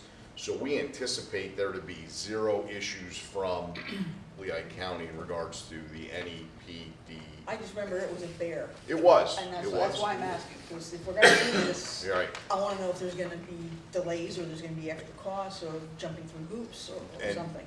from a timeline aspect, the earliest that we would be looking at this would be after baseball season next year. Like, this is not something, So you said it would be St. Luke's like $1 million We're hopeful. potential? What that looks like, Potential. but what that looks like is, we pay up front, and then they pay us back X number of dollars each year that we then put towards replenishing what we had to lay out up front. And then just for clarity, Brian had, or Mr. Geis had mentioned, and we also got direct input from Mrs. Farber on this, we don't need those masonry block dugouts anymore. In fact, really what they're turning into anymore is just a haven for the wasps. They're drilling right in and, but more of a prefab dugout that looks like that one up behind me there. Much more cost effective. We don't necessarily need to go with benches like that. I think actually Mrs. Farber would prefer maybe 2 longer benches. That's kind of the side view there. And then you can also, just so the teams have more, I guess, privacy from the spectators. I don't know what word to use there, I'll go with privacy, where you can actually get wraps for them, then that can accommodate like this. This here, depending on which way it's facing, again, is where we would go back and revisit the conversations with St. Luke's for branding. Kind of like around our track fence where it says home of the Bulldogs, but then it has the St. Luke's logos on either side of it. Just kind of some ideas there. We kind of laid out to there with them as well about the back of our press box, which is a high visual, a lot of eyes on that, whether we're using the stadium or the football, softball, or softball, baseball complex. Again, for our logo with their branding incorporated.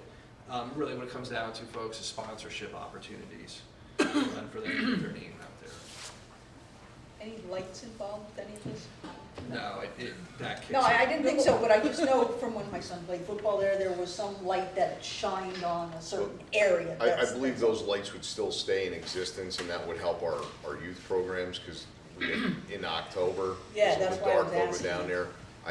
I don't foresee them changing, but again, this is just conceptual drawing. That's when we get into, next phase would be the nuts and bolts, and that's when we'd have those kind of conversations. Yeah, I'm not looking for lighting, I just knew there was some that was, let them stay longer out on the field. That's all. If you're gonna give lighting, that sounds great, right?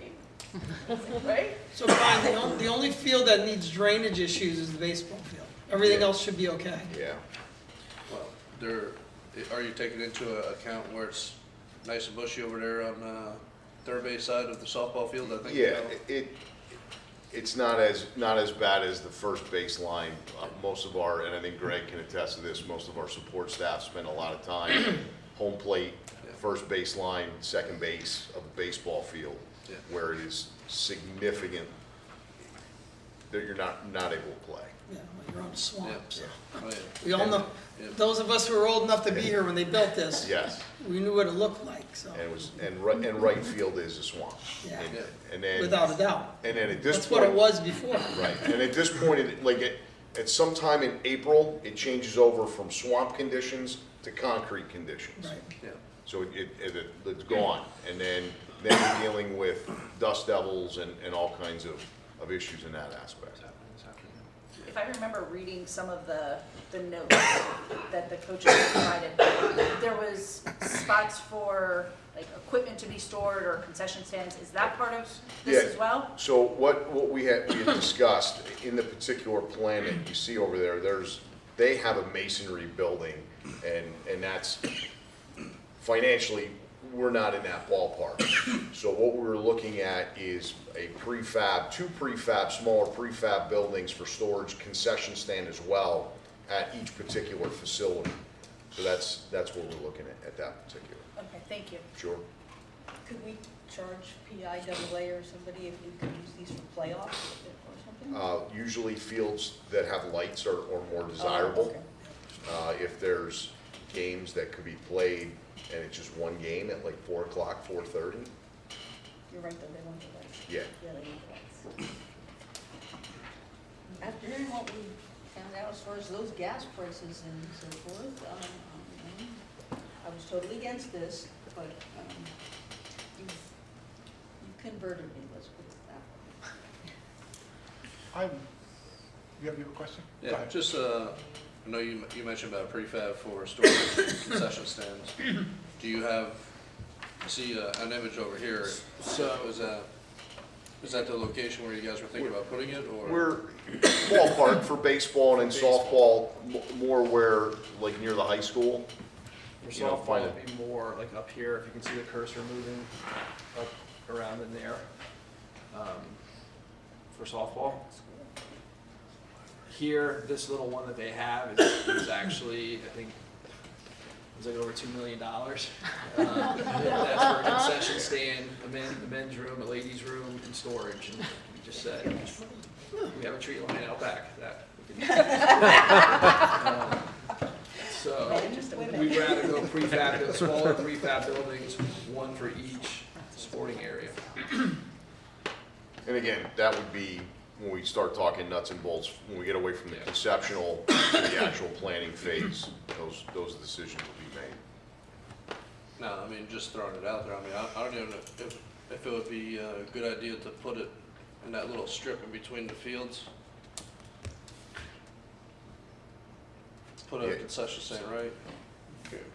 One, you're proposing one. One stand that would serve both fields. It's a long walk. That baseball field's I mean, really thick. I mean, regardless, if you put it up here, I mean. The only thing I say is I've watched a lot of baseball and softball games here over my time. The extent that softball fans and baseball fans walk to certain areas is minimal. I'm just throwing that out there. I've seen a lot of games. You sit in the car and you watch the game, You're not wrong. Yeah. Now, are you going are we talking plumbing, electrical? Just electric. Just electric. Just electric, yeah, no plumbing. Yeah, then you're gonna have to put it at a source that's gonna be cost effective. Yeah, and then plus, we already have electric for the scoreboard in that third base dugout for softball, and electric in first base, but I imagine they'd be able to tie in some electric closer. I don't know, and again, that's a Greg well. Where's the batting tunnel? Put those alongside the dugouts, that's generally where they have them. Okay. Like along the sides, on that exterior foul fence. What makes them more permanent? Just Drainage, you put they have turf that you would put okay, in that's there. what I'm asking. Yep. Yeah. Okay, different surface. Yeah. All right. And that would be for, again, for each complex. Right. Understand. Batting tunnel and Bullpen. Thank you. So it says restroom here, but there will not be a restroom of any kind in that building, correct? There's Correct. no- Well, no that porta potty building, or anything? if we want to kind of wipe that building out and not even think about that building for now, Okay. we're just looking at baseball, softball renovation. And then also some discussion, prefab storage and Prefab concessions, storage, but yeah. not running water, sewer, Correct. that kind of stuff. Correct. It would definitely be better than hot dogs on a roller on a picnic table. So the surface, Brian, where not so much soccer, but they tear it up too, but the football field, which predominantly is torn up every year. Right. Better topsoil or better soil for growing grass again, or is it gonna be what it is now? I would imagine it's going to be either Kentucky blue with some sort of rye, which when you start talking those kind of grasses. But they're gonna resurface it with topsoil is what I'm asking, or is that existing what it is? Yeah, it's gonna be existing what it Okay. is, but I would imagine some of that has to be filled in since there's the depression there. So they're gonna have to put some sort of topsoil in there. Yeah, because part of the problem is when we built that complex, what the contractor did was sold all the topsoil. Right, And that's why we have what we have, right. so, And it becomes hard pan. exactly. So, So since we have a softball coach here, hearing what was just discussed and proposed, what do you think? Is there things that we touched on that you were like, Matt, we don't really need, or, yeah, let's get this instead? No, I think I partnered with Mr. Dice a little bit and Mr. Link as well to come up with some of these ideas, and this is definitely what we had in mind, as well as my assistant. I mean, dugouts are a necessity, new fencing is a necessity, a backstop. I mean, Mr. Richardson pointed out, you know, we're currently still grilling our hot dogs on a picnic table on a George Foreman.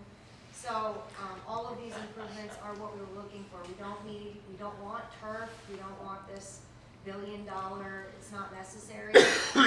Just to, you know, get back to where we should belong, you know, and with all due respect, it is the only complex that has not had upgrades in decades. So I think any improvement is gonna make it more suitable for what those athletes deserve. Thank you. Brad, you're gonna. Yeah, I just was gonna make a final comment. I know you're gonna go through the budget, okay, and I know you're gonna talk about this holistically, but just so you know, from a times perspective, if you wanna have the resolution available to do on the 13th, it needs to be properly advertised. Okay, so Ryan would need to call the King Spry folks tomorrow. They would run an advertisement. I don't know if we decided on the times or the morning call. We have to figure that out. It would run Thursday, because it has to run at least 3 days prior to you taking action. So that's why it's kind of like you gotta know. So we get the ad runs to comply with state laws. So then you have the ability to act on this before the summer comes. We don't want to have to be run back in sometime over the summer for this. We think we can get it done if you're on board with it on the 13th meeting. And just to be, I do want to make sure I restate this as well, is that the resolution, this parameters resolution, is a not to exceed for state law purposes. So the numbers that I just mentioned this evening are going to likely be higher. They probably will be higher for the parameters resolution. But please know that we're only going to refinance what we need to refinance, no more, no less. And we're only going to do $2 million unless you change that number, tell us something different. But I just want to make sure that you're clear that this parameters resolution is an umbrella that we have to submit to the state. We can't exceed it in any fashion. So we're only going to do what you tell us to do. But I just want to be clear so you're not surprised and say, hey, why does this resolution say 15 or 16 million when you told me it was 12, right? We're only going to do what you told us to do. We're only going to refinance what we have to and get you the new money that you want. So the ultimate transaction will be closer to what I think I mentioned to you now. But I just want to be clear with you. I want to prepare for you why we're acting. We're asking you for, we have all these acts that need to get done and things like that so you can take action before the summer. How are interest rates? Interest rates were a little bit struggling there for the beginning of the year. We saw rates really climb up during the course of the year, and we really care about the municipal market. Things have settled down a little bit. They came back. We saw a lot of people, and Scott can probably help me in this guy because he's really on the front line with all this as well. But we have seen a nice rebound from a month ago.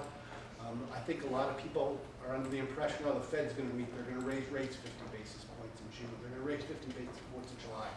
I think the market already priced that in. I mean, the market's not waiting for it to happen. When it comes to long-term financing, it's already priced that in. Okay, so I think we're kind of where we're going to be. Scott and I were talking a little bit about, we're hoping the summer's good to us. But we think that rates ran up pretty quickly, pretty fast as here in the spring, but they've come back a little bit, so we're feeling a lot better than we probably did 3-4 weeks ago, to be honest with you. Okay. If we would go to refinance, what does that do to our credit rating?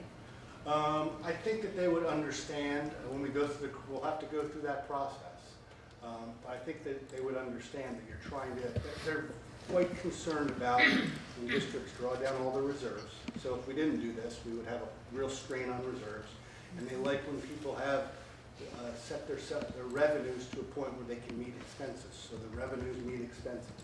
So if it's an imbalance there, that gets them very nervous. So if we're trying to put ourselves in a position where we can meet, the revenues meet expenses, and we're going to protect some dollars in reserves, I think they would be, although we're extending debt, I think they would be understanding. Just curious, only Yeah, because that's we just my did guess. this 3 years ago, 4 years ago, I don't know. Time flies when you're having fun, but when McClure came in and we looked at it then, how is that so close together? I'm just concerned about the credit rating then. Right. Well, that's a good point.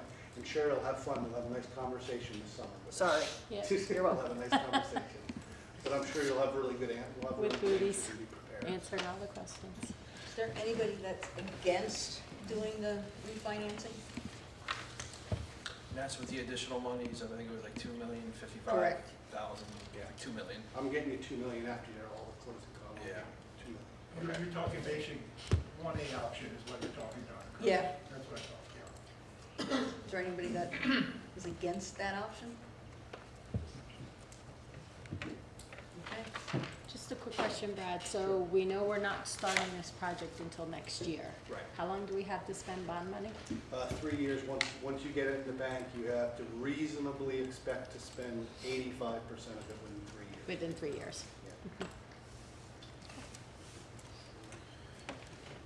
Thank you. Good, thank you. Thank you. Thank you. guys. Thank you. Gentlemen, thank you. Yeah. I'll hear from you tomorrow. Thank you, guys.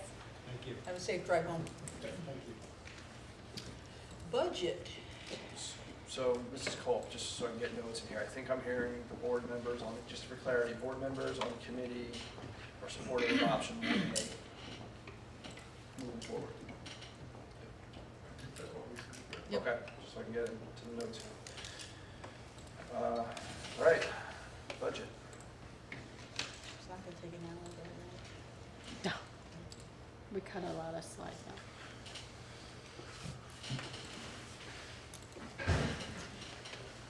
Thank you, Mrs. Farber.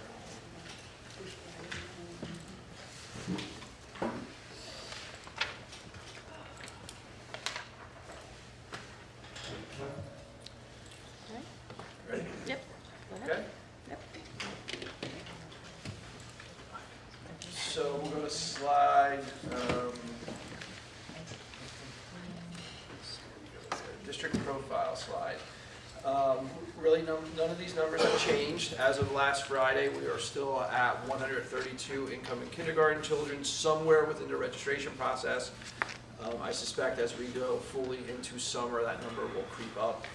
I don't know if we'll hit that 150, but I suspect we'll probably be about 140, which will, right now at 132, if we add the 7th kindergarten teacher, which administration is recommending, that would put class sizes anywhere from 17 to 18 kindergartners in a classroom. And we have an open space there to do that? We do have a room available to convert into a kindergarten classroom, yes. Okay, next slide, please. The employee profile, again, this is the same as last time we looked at it. You'll notice the red notations there at the bottom that are this 22-23 anticipated employee profile includes the current ESSER funded positions, the additional elementary special education teacher position, which we are currently interviewing for Slatington Elementary School, and Mrs. Dada kind of addressed that in the special ed plan discussion.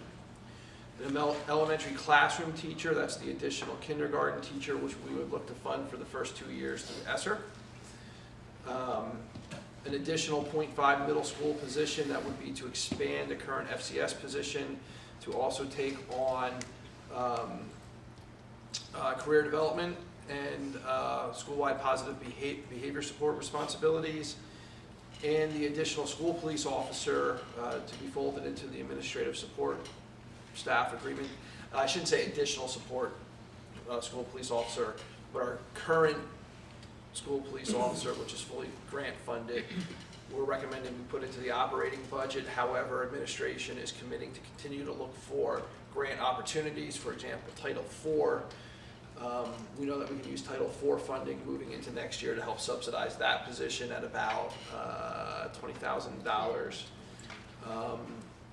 that position will cost about $60,000, and we will continue to look for other grant opportunities. Next slide, please. So again, our current real estate tax collection rate that is built into the budget is 93.75%. We did get some good news today. Our federal revenues increased Title I by $70,000 next year and Title II by $10,000. So that additional $80,000 I did put into the revenues this afternoon. Again, the state revenues are still budgeted at the 2021-2022 amounts. Not knowing where it's going to end, governor's original budget had $768,000 in additional revenue for basic ed and almost $3,000 for special education. At Lehigh Valley Asbo on Friday, and they don't know where it's going. Like, they don't know how much we're gonna get. It's been pretty hush-hush out there. And some sides say we're gonna have a budget by June 30th. The other side says that we're not gonna have a budget by June 30th. So, normal state, we're up in the air, we don't know anything. But is there a chance that the number will go down, or are we pretty much guaranteed what we have? We're not guaranteed this, if that's what you mean, the 768,000? No, what we currently have. Correct, It won't correct. go What down. we currently have will not go down. Okay, that's Yeah. what I just want to make sure. Yeah. Okay. Next slide, Stephen. Okay, so here is some of the projects now. The previous slide I took away because those were all completed projects, or projects that we were saying that we were not going to do. So the current slide, you'll see that the large utility shed pole building, the replacement for Mr. Durr, we're still recommending to move forward with that.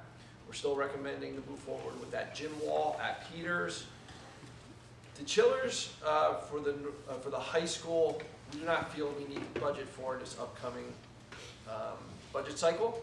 However, we have to continue to monitor that. Again, the experts from McClure were saying we have at least 5 years on there, and then anything after that is, be grateful for. Anything after 5 years.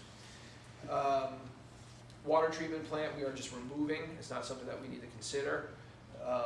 And then we're recommending baseball, softball fields, and you'll see that I changed that total cost to $2 million, and that's for the scope of work described this evening. Matt, question for you. Yes. How are we doing with the furniture at Peters and Slatington? Can we wait on those? Yes. We have enough furniture, even with the large incoming kindergarten class coming in, teacher's desk, student desk, tables, those type of things. Would I like to say, hey, listen, I'd really like to go out and really look at these flexible seating, which really enhances kind of student group work. I think we can wait on that. We are not recommending that we purchase that in the upcoming budget for any building level. And if St. Luke's gives us money, maybe we talk again. I think if St. Luke's comes in, but keep in mind though, that's not upfront money from them. That's Right, money it's spread each out year. Yeah, that's over true. anywhere from 10 to 15 years. I'm not saying to remove those from our plan. I'm just saying we're not going to purchase new desks and tables and teachers' desks this upcoming school year. Because okay. Yeah, we have fund balance, but that's okay. Okay, Right. thank you. You're welcome. Okay, next slide, please. So the district expenditures currently are at $37,657,12. Again, that does not have any of that increase in, so I'm gonna have to put a little bit of increase in. It's probably somewhere between 70 to 80,000. I'll talk with Greg tomorrow about the gasoline and the diesel and the fuel oil, and locking in on those prices is definitely gonna increase his budget. Local revenues and total revenues actually are at $36,072,000. The local revenue number there has a 3.25% tax increase built into it. So I took it down from the 4.6 to a 3.25. We'll look at that later, what that looks out in total dollars and what we're receiving and what it actually looked like in total dollars to a tax payer. So currently at that point in time, the budget is still short $1.584 million. If we definitely consider doing that refinance, we're looking at about $584,000 short. Next slide, Stephen. Sorry, the 1.5 was before the savings on refund, correct? Correct. The 1.5 was before, lose the 1 million off if we refi, 584,000. Yep, correct. Can I ask you a question? Sure, Can you go back to the last slide? sure. Stephen, can you go back? Thanks. In the red there? Yeah. At the bottom, Yes. you have in there Peasers and medical. What's the medical? So it's built in there for our medical increases. So we have fund balance set aside for PCERS increases and medical cost increases. That's a revenue though. Correct, so I'm taking money out of fund balance and using it as a revenue. We're taking money out of savings to use as revenue to offset our expenditures.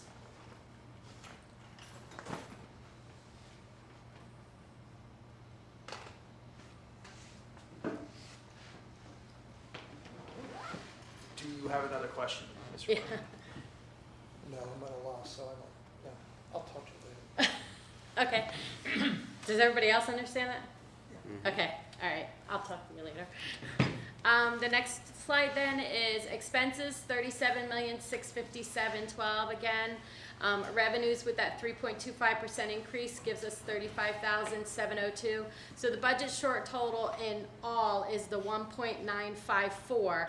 But again, as Tim just asked, 369,000 we're already going to use from fund balance to offset that for PCERS and medical increases, leaving us with an unfunded amount of expenditures that we don't have revenues to cover as 1.584. Again, as Mr. Green stated, if we do that budget refi, that's going to save $1 million there. So we're at like 584,000. Remember, I need to also add some gasoline money in there and stuff, so it is going to climb that a little bit. What's the percent of our fund balance to budget? Hold on, I can do it really quickly for you. I'll try to do it. Sure.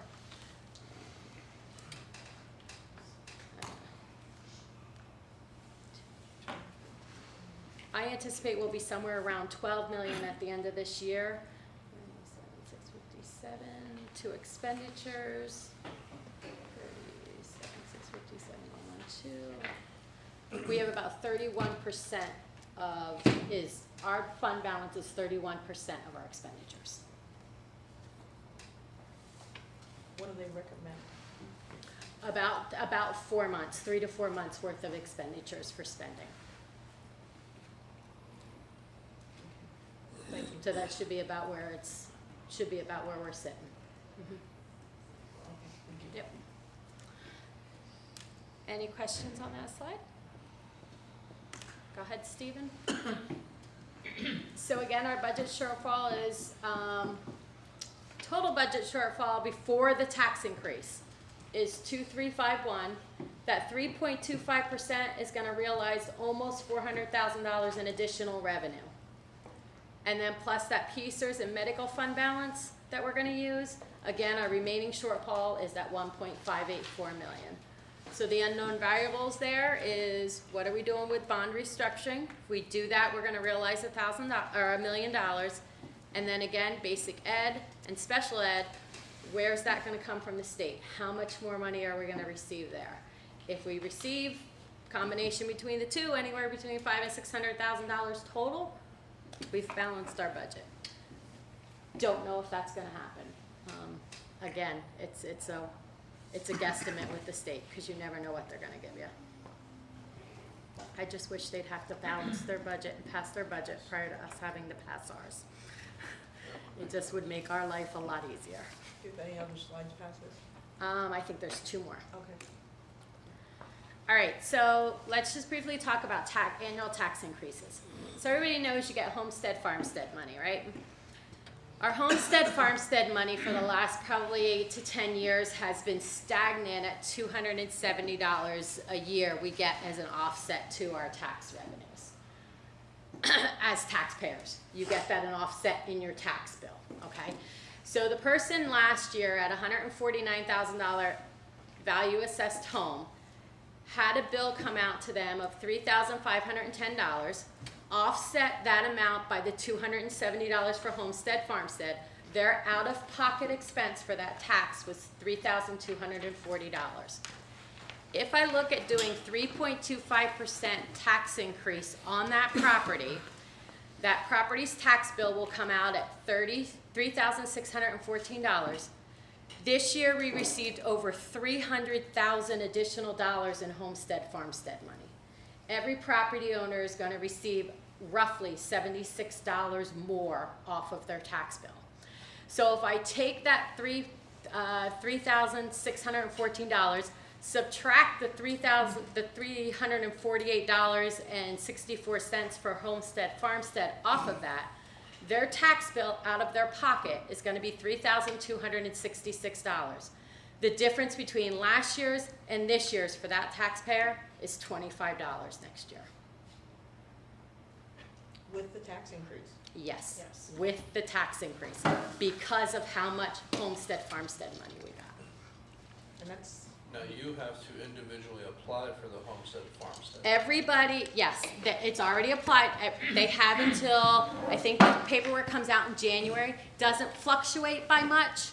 As people sell properties, the new incoming people have to apply. They lose that homestead farmstead application until they apply for it again next year. Then they'll get the homestead farmstead application Right. process. I know there's a lot of people that don't really even know about that. Yep. But if you've never done it and you've recently purchased, you have to file that application. You are exactly correct. You have to file. And every year, for those people who do not realize it and are not getting homestead farmstead, we send out paperwork to them. So if they continue to ignore it, shame on them, because the money is there for them to do it.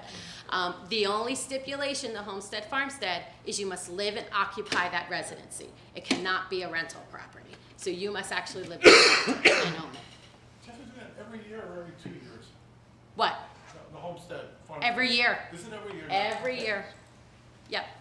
Yep. So then looking down through, you'll see what it does in Lehigh County. If you only raised by 2.5%, somebody who has that $149,000 appraised value from last year, they're going to pay 85 cents less this year on their tax bill than they did last year. Northampton counties is below that. The first tier of them would be a $45, and if you go down to 2.5%, they would be looking at $22 next year as a total increase to their tax bill.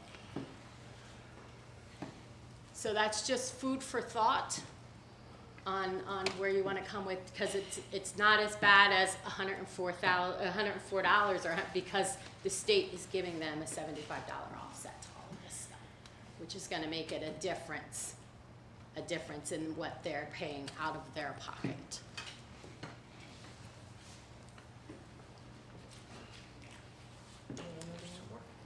you have another slide? I think there's one more. And then this is the amount of tax revenue we receive based on what percentage we would decide to land on. So almost 400,000 with a 3.2, 350,000 with a 3%, and then it decreases from there to 311 or 268. And then the last one, Stephen, go ahead, Matt. And then these are pretty much our same recommendations that we've been putting in front of the school board for the last few months. Sounds like you made a decision on the bond refinancing and debt restructuring. Consider a tax increase in utilization of fund balance to generate some revenue for upcoming years. We continue to look for grant opportunities. And continue to look for expenditure savings options such as utilities, although it's clear that that's not going to happen on the fuel side. Although in August we will bring in front of you, we pushed it back this evening, or for this evening because we knew it was going to be a long night, a solar option for the school district. Transportation, again, we don't know that we can consolidate funds anymore. We use our GPS software to get us the most direct routes for all the kids and to make sure our buses are loaded to the fullest level. Diesel and gasoline prices continue to rise. And then staffing, every time, we have retirements or anything like that, we always look at staffing to say, is our staffing level appropriate for the number of students we have within the grade level or building level? So those are our recommendations. I can let that slide hang there, and we're happy to have a conversation or try to answer any questions. Can you go back one slide, please? Stephen, can you go back one slide? Thank you. So the tax increase comes out to almost 400,000, Mm-hmm. and we have 10 million in fund balance. Mm-hmm.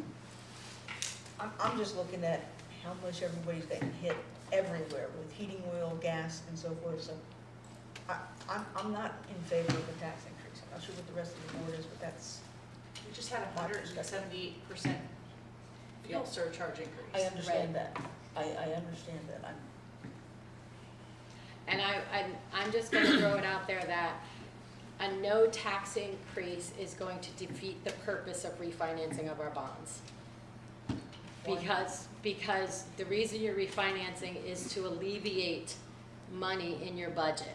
If you choose not to raise taxes, you're still not getting revenue needed to help alleviate increased expenses like Gail just talked about, the increase with the fuel oil and that kind of stuff. The refinance shouldn't be an end-all be-all for let's not raise taxes, because that's only, you're hurting yourself when you do that. Never catch back up either. Correct. There's a catch-up that we have to talk about too, fiscally responsible, as we start looking at positions that we're funding through ESSERS and those other items that are on our long-term projected plans to make sure our facilities are still the way we want our facilities to be, our curriculum to still be where we want our curriculum to be, our technology where we want it to be. Sherry, if somebody doesn't have the Homestead Act, what does that look like to the taxpayer? So their increase would be what it was before you saw that homestead.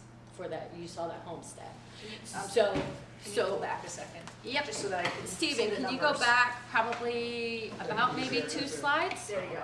Oh, there you go.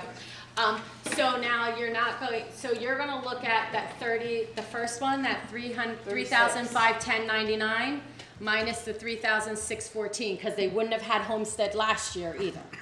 Right. So their increase would be $104, give or take. Okay. Thank you. You're welcome. It was just, I think there's a lot of people that aren't gonna be in that boat of the homestead farmstead. So if we look at it, we think it's only $25 for Lehigh County. We don't wanna make people assume that their tax increase is $25. Because that might not be across the district, obviously. Right, and that's clearly just why so I we're- put Homestead, right, that's clearly why I put Homestead Yep. Farmstead there, because they had to have Homestead Farmstead. And our number has really stayed pretty stagnant, like every year. I wanna say we have probably somewhere right around 3,000 properties that collect the Homestead Farmstead. Do we have to apply each year? Or Mhm. do you have to apply each year? No, I didn't once think you, so. once you Once and apply, done, you're right? good for Yeah. life until you sell that property. Then it loses Homestead Farmstead.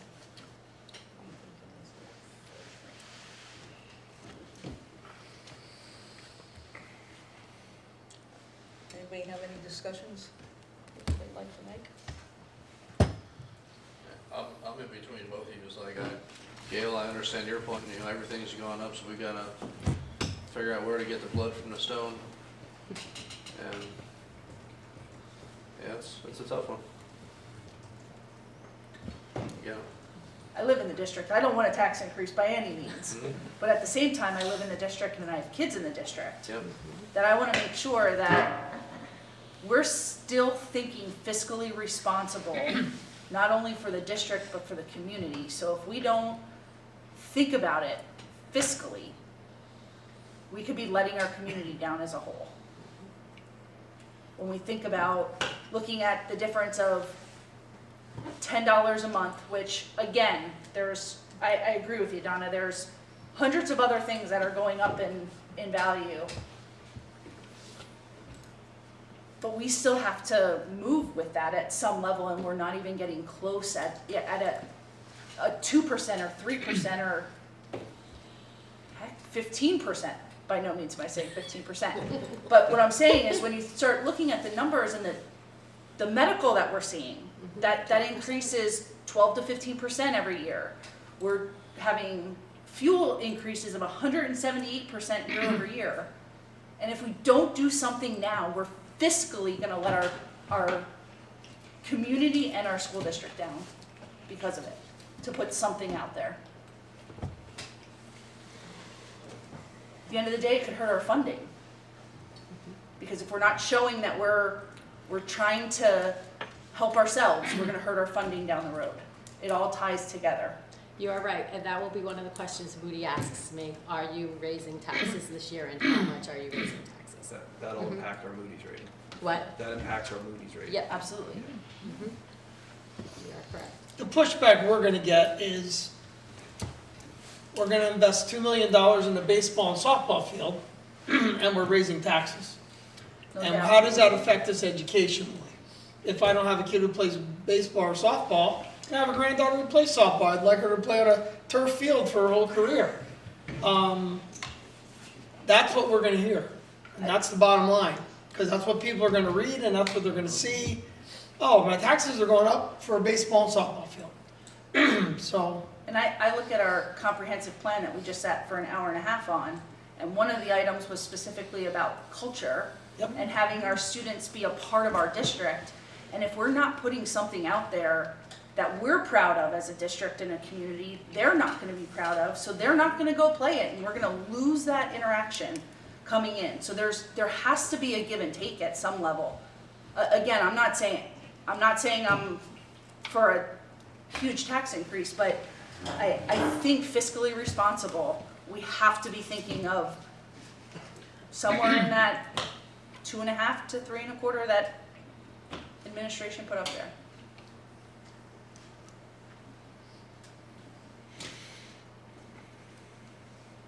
We want growth in the education. We want to see this. We're asking for our administration to put this in place, and then we're going to tell them there's going to be no money for them to be able to do it. You can't get it from a stone.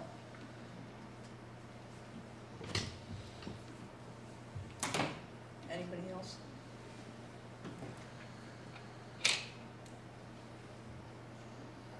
We'll discuss it Monday? When do you want to put this on the agenda?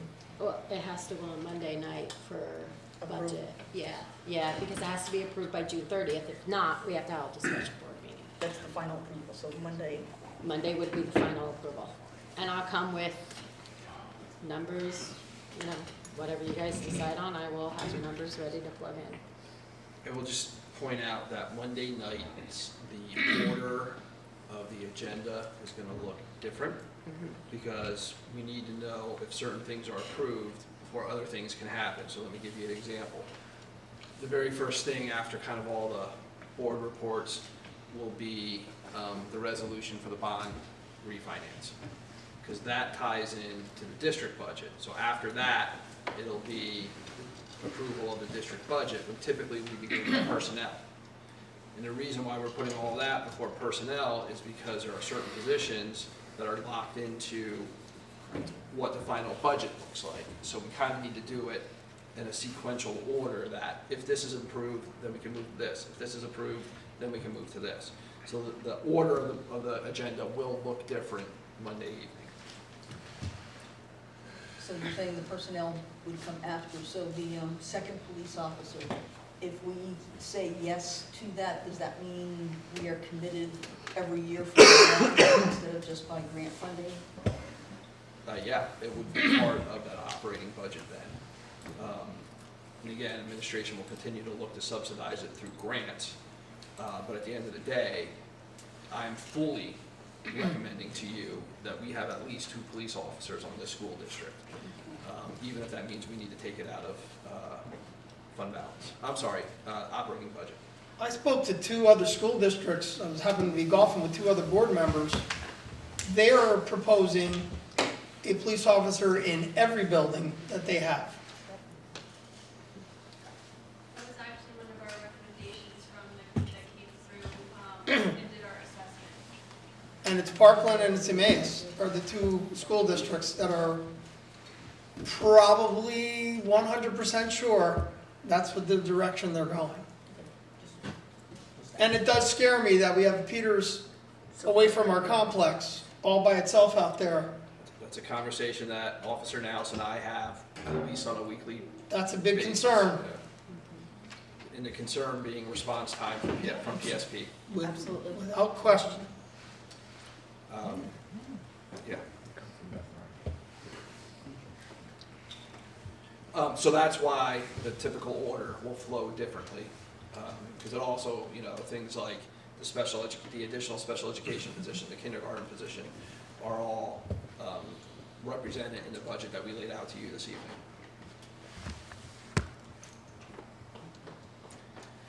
Anybody have anything else for the good of the order?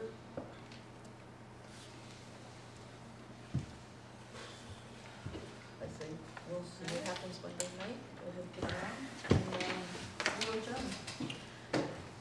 Yeah, I have to say something before we stop. I can support a tax increase. I don't know if I can support a 3.25% tax rate increase. I think our taxpayers deserve a break. I agree with what Bob said. We're going to get criticized. Even if we raise taxes 1%, we're going to get criticized because of the field scenario. But I think we need the fields too, and I agree with what Gail said on that. I believe that we are going to get some money back from the state. I don't know if it's going to be the $1 million or whatever. We're going to get something. So consequently, I'm willing to take a chance and say, I'm willing to take some of that money out of fund balance because we're going to get some back. And so dropping it from 3 1/4 to maybe 2, in my opinion, would be something I would be willing to do. Take that extra money out of fund balance, we know we're gonna get some back, and then next year at the end of the budget, that will give us more money to put back into fund balance if the state gives us money or whatever the state gives us. So I would take that extra, and I scribbled the number down and I don't have it, Sherry, the difference between, I don't think you went down to a 2, but the difference between a 2 and a 3 1/2 or a 3 1/4 is how much? I guess we just use the comparable numbers if you have that slide. That's okay. I closed that document. Let me see if I have it. So you're saying a 325, I said a 268, so we're It's a at 2. 200,000? It's a 2. 2 1/4? Probably somewhere around 2 1/4. I would be comfortable taking that out of fund balance, knowing that we have a potential of getting up to $1 million back from the state. So that's where I would be at this point. That's what I would be comfortable with. I think our taxpayers deserve a break. That's the bottom line. And I know we're getting hit with everything, but so are they. And I think it would be a nice gesture if we went back to them and said, yeah, we cut our tax increase by half, we did our homework, we did our work, and went from there. So that's my feeling. I just want to throw that out there. I would be hard pressed to vote for the 325. I look at the difference between a 3.25 and a 2.5% increase. If you give a 3.25 per month versus the 2.5, Northampton County would see $1.58 a month difference between a 3 1/4 and a 2.5, and $2.16 for Lehigh County between a 3 1/4 and 2.5. So I see what you're saying. To me, it's more symbolic, Gail. It's not the dollar and cent number. I don't think everybody in the district applies for or gets the Homestead Act money, so the numbers are different for them. Certainly not everyone's home's appraised at $149,000. I know a lot of them are appraised at and probably worth a lot more than that. So that's an average number, but that's not an every person number, you know. And for some people, it's going to be considerably higher than that. I think it's symbolic what we're doing, and I think I want to send a message to the public that we hear you and we're trying our best to hold down costs the best we can and to hold down the tax increase the best we can. I don't think taking that extra money out of fund balance is going to seriously jeopardize us in the future. I think we still have a healthy fund balance compared to some other districts. I think I saw that Parkland doesn't have a whole heck of a lot more than we do, and they've got, what, about a $900 million a year budget or something like that. And their fund balance isn't a heck of a lot more than ours is. So I think we're comfortable with the fund balance, and I would be comfortable taking more out, especially knowing that we have that extra potential $1 million coming back from the state, and I could live with that. So I just want to throw it out before the meeting. She said, is there anything else? And I've been quiet, so that's what I'm at. So. Anybody else? There's one more item on the agenda. I'm sorry, guys. That made my night. I think it's the insurances. So that's just that our insurances for next school year will all be on the budget Monday night, or on the board agenda Monday night for approval. They did come in about $6,000 less than what was earmarked to come in at. So that's just letting you know that all of those See, you saved more liabilities, money. errors, Look at that. omissions, and all Yeah. those insurances will be on. All right, now I'm done. Okay, one more. What do you think of the complex? That's pretty good. Bob. Bob, you're next on the agenda. Okay, let's open up the extra and co-curricular committee meeting. Mr. Geist. Yes, thank you, Mr. You have 10 seconds. Mr. Hill said I was probably gonna get 30. In regards, just a spring sports wrap up, we was mentioned here prior to that, baseball, Coach King has resigned. He had 16 years here, coaching JV as well as our head baseball coach. Softball, they qualified for leagues and districts, they made it through the quarterfinals. Track and field, Colonial League, we had 5 medalists and a relay medal. We had 2 sets of district champs. Our 4x100 meter relay boys were district champs, as well as Trevor Amorum in the 200 meter dash. We had 7 individual medalists and 2 relay medalists.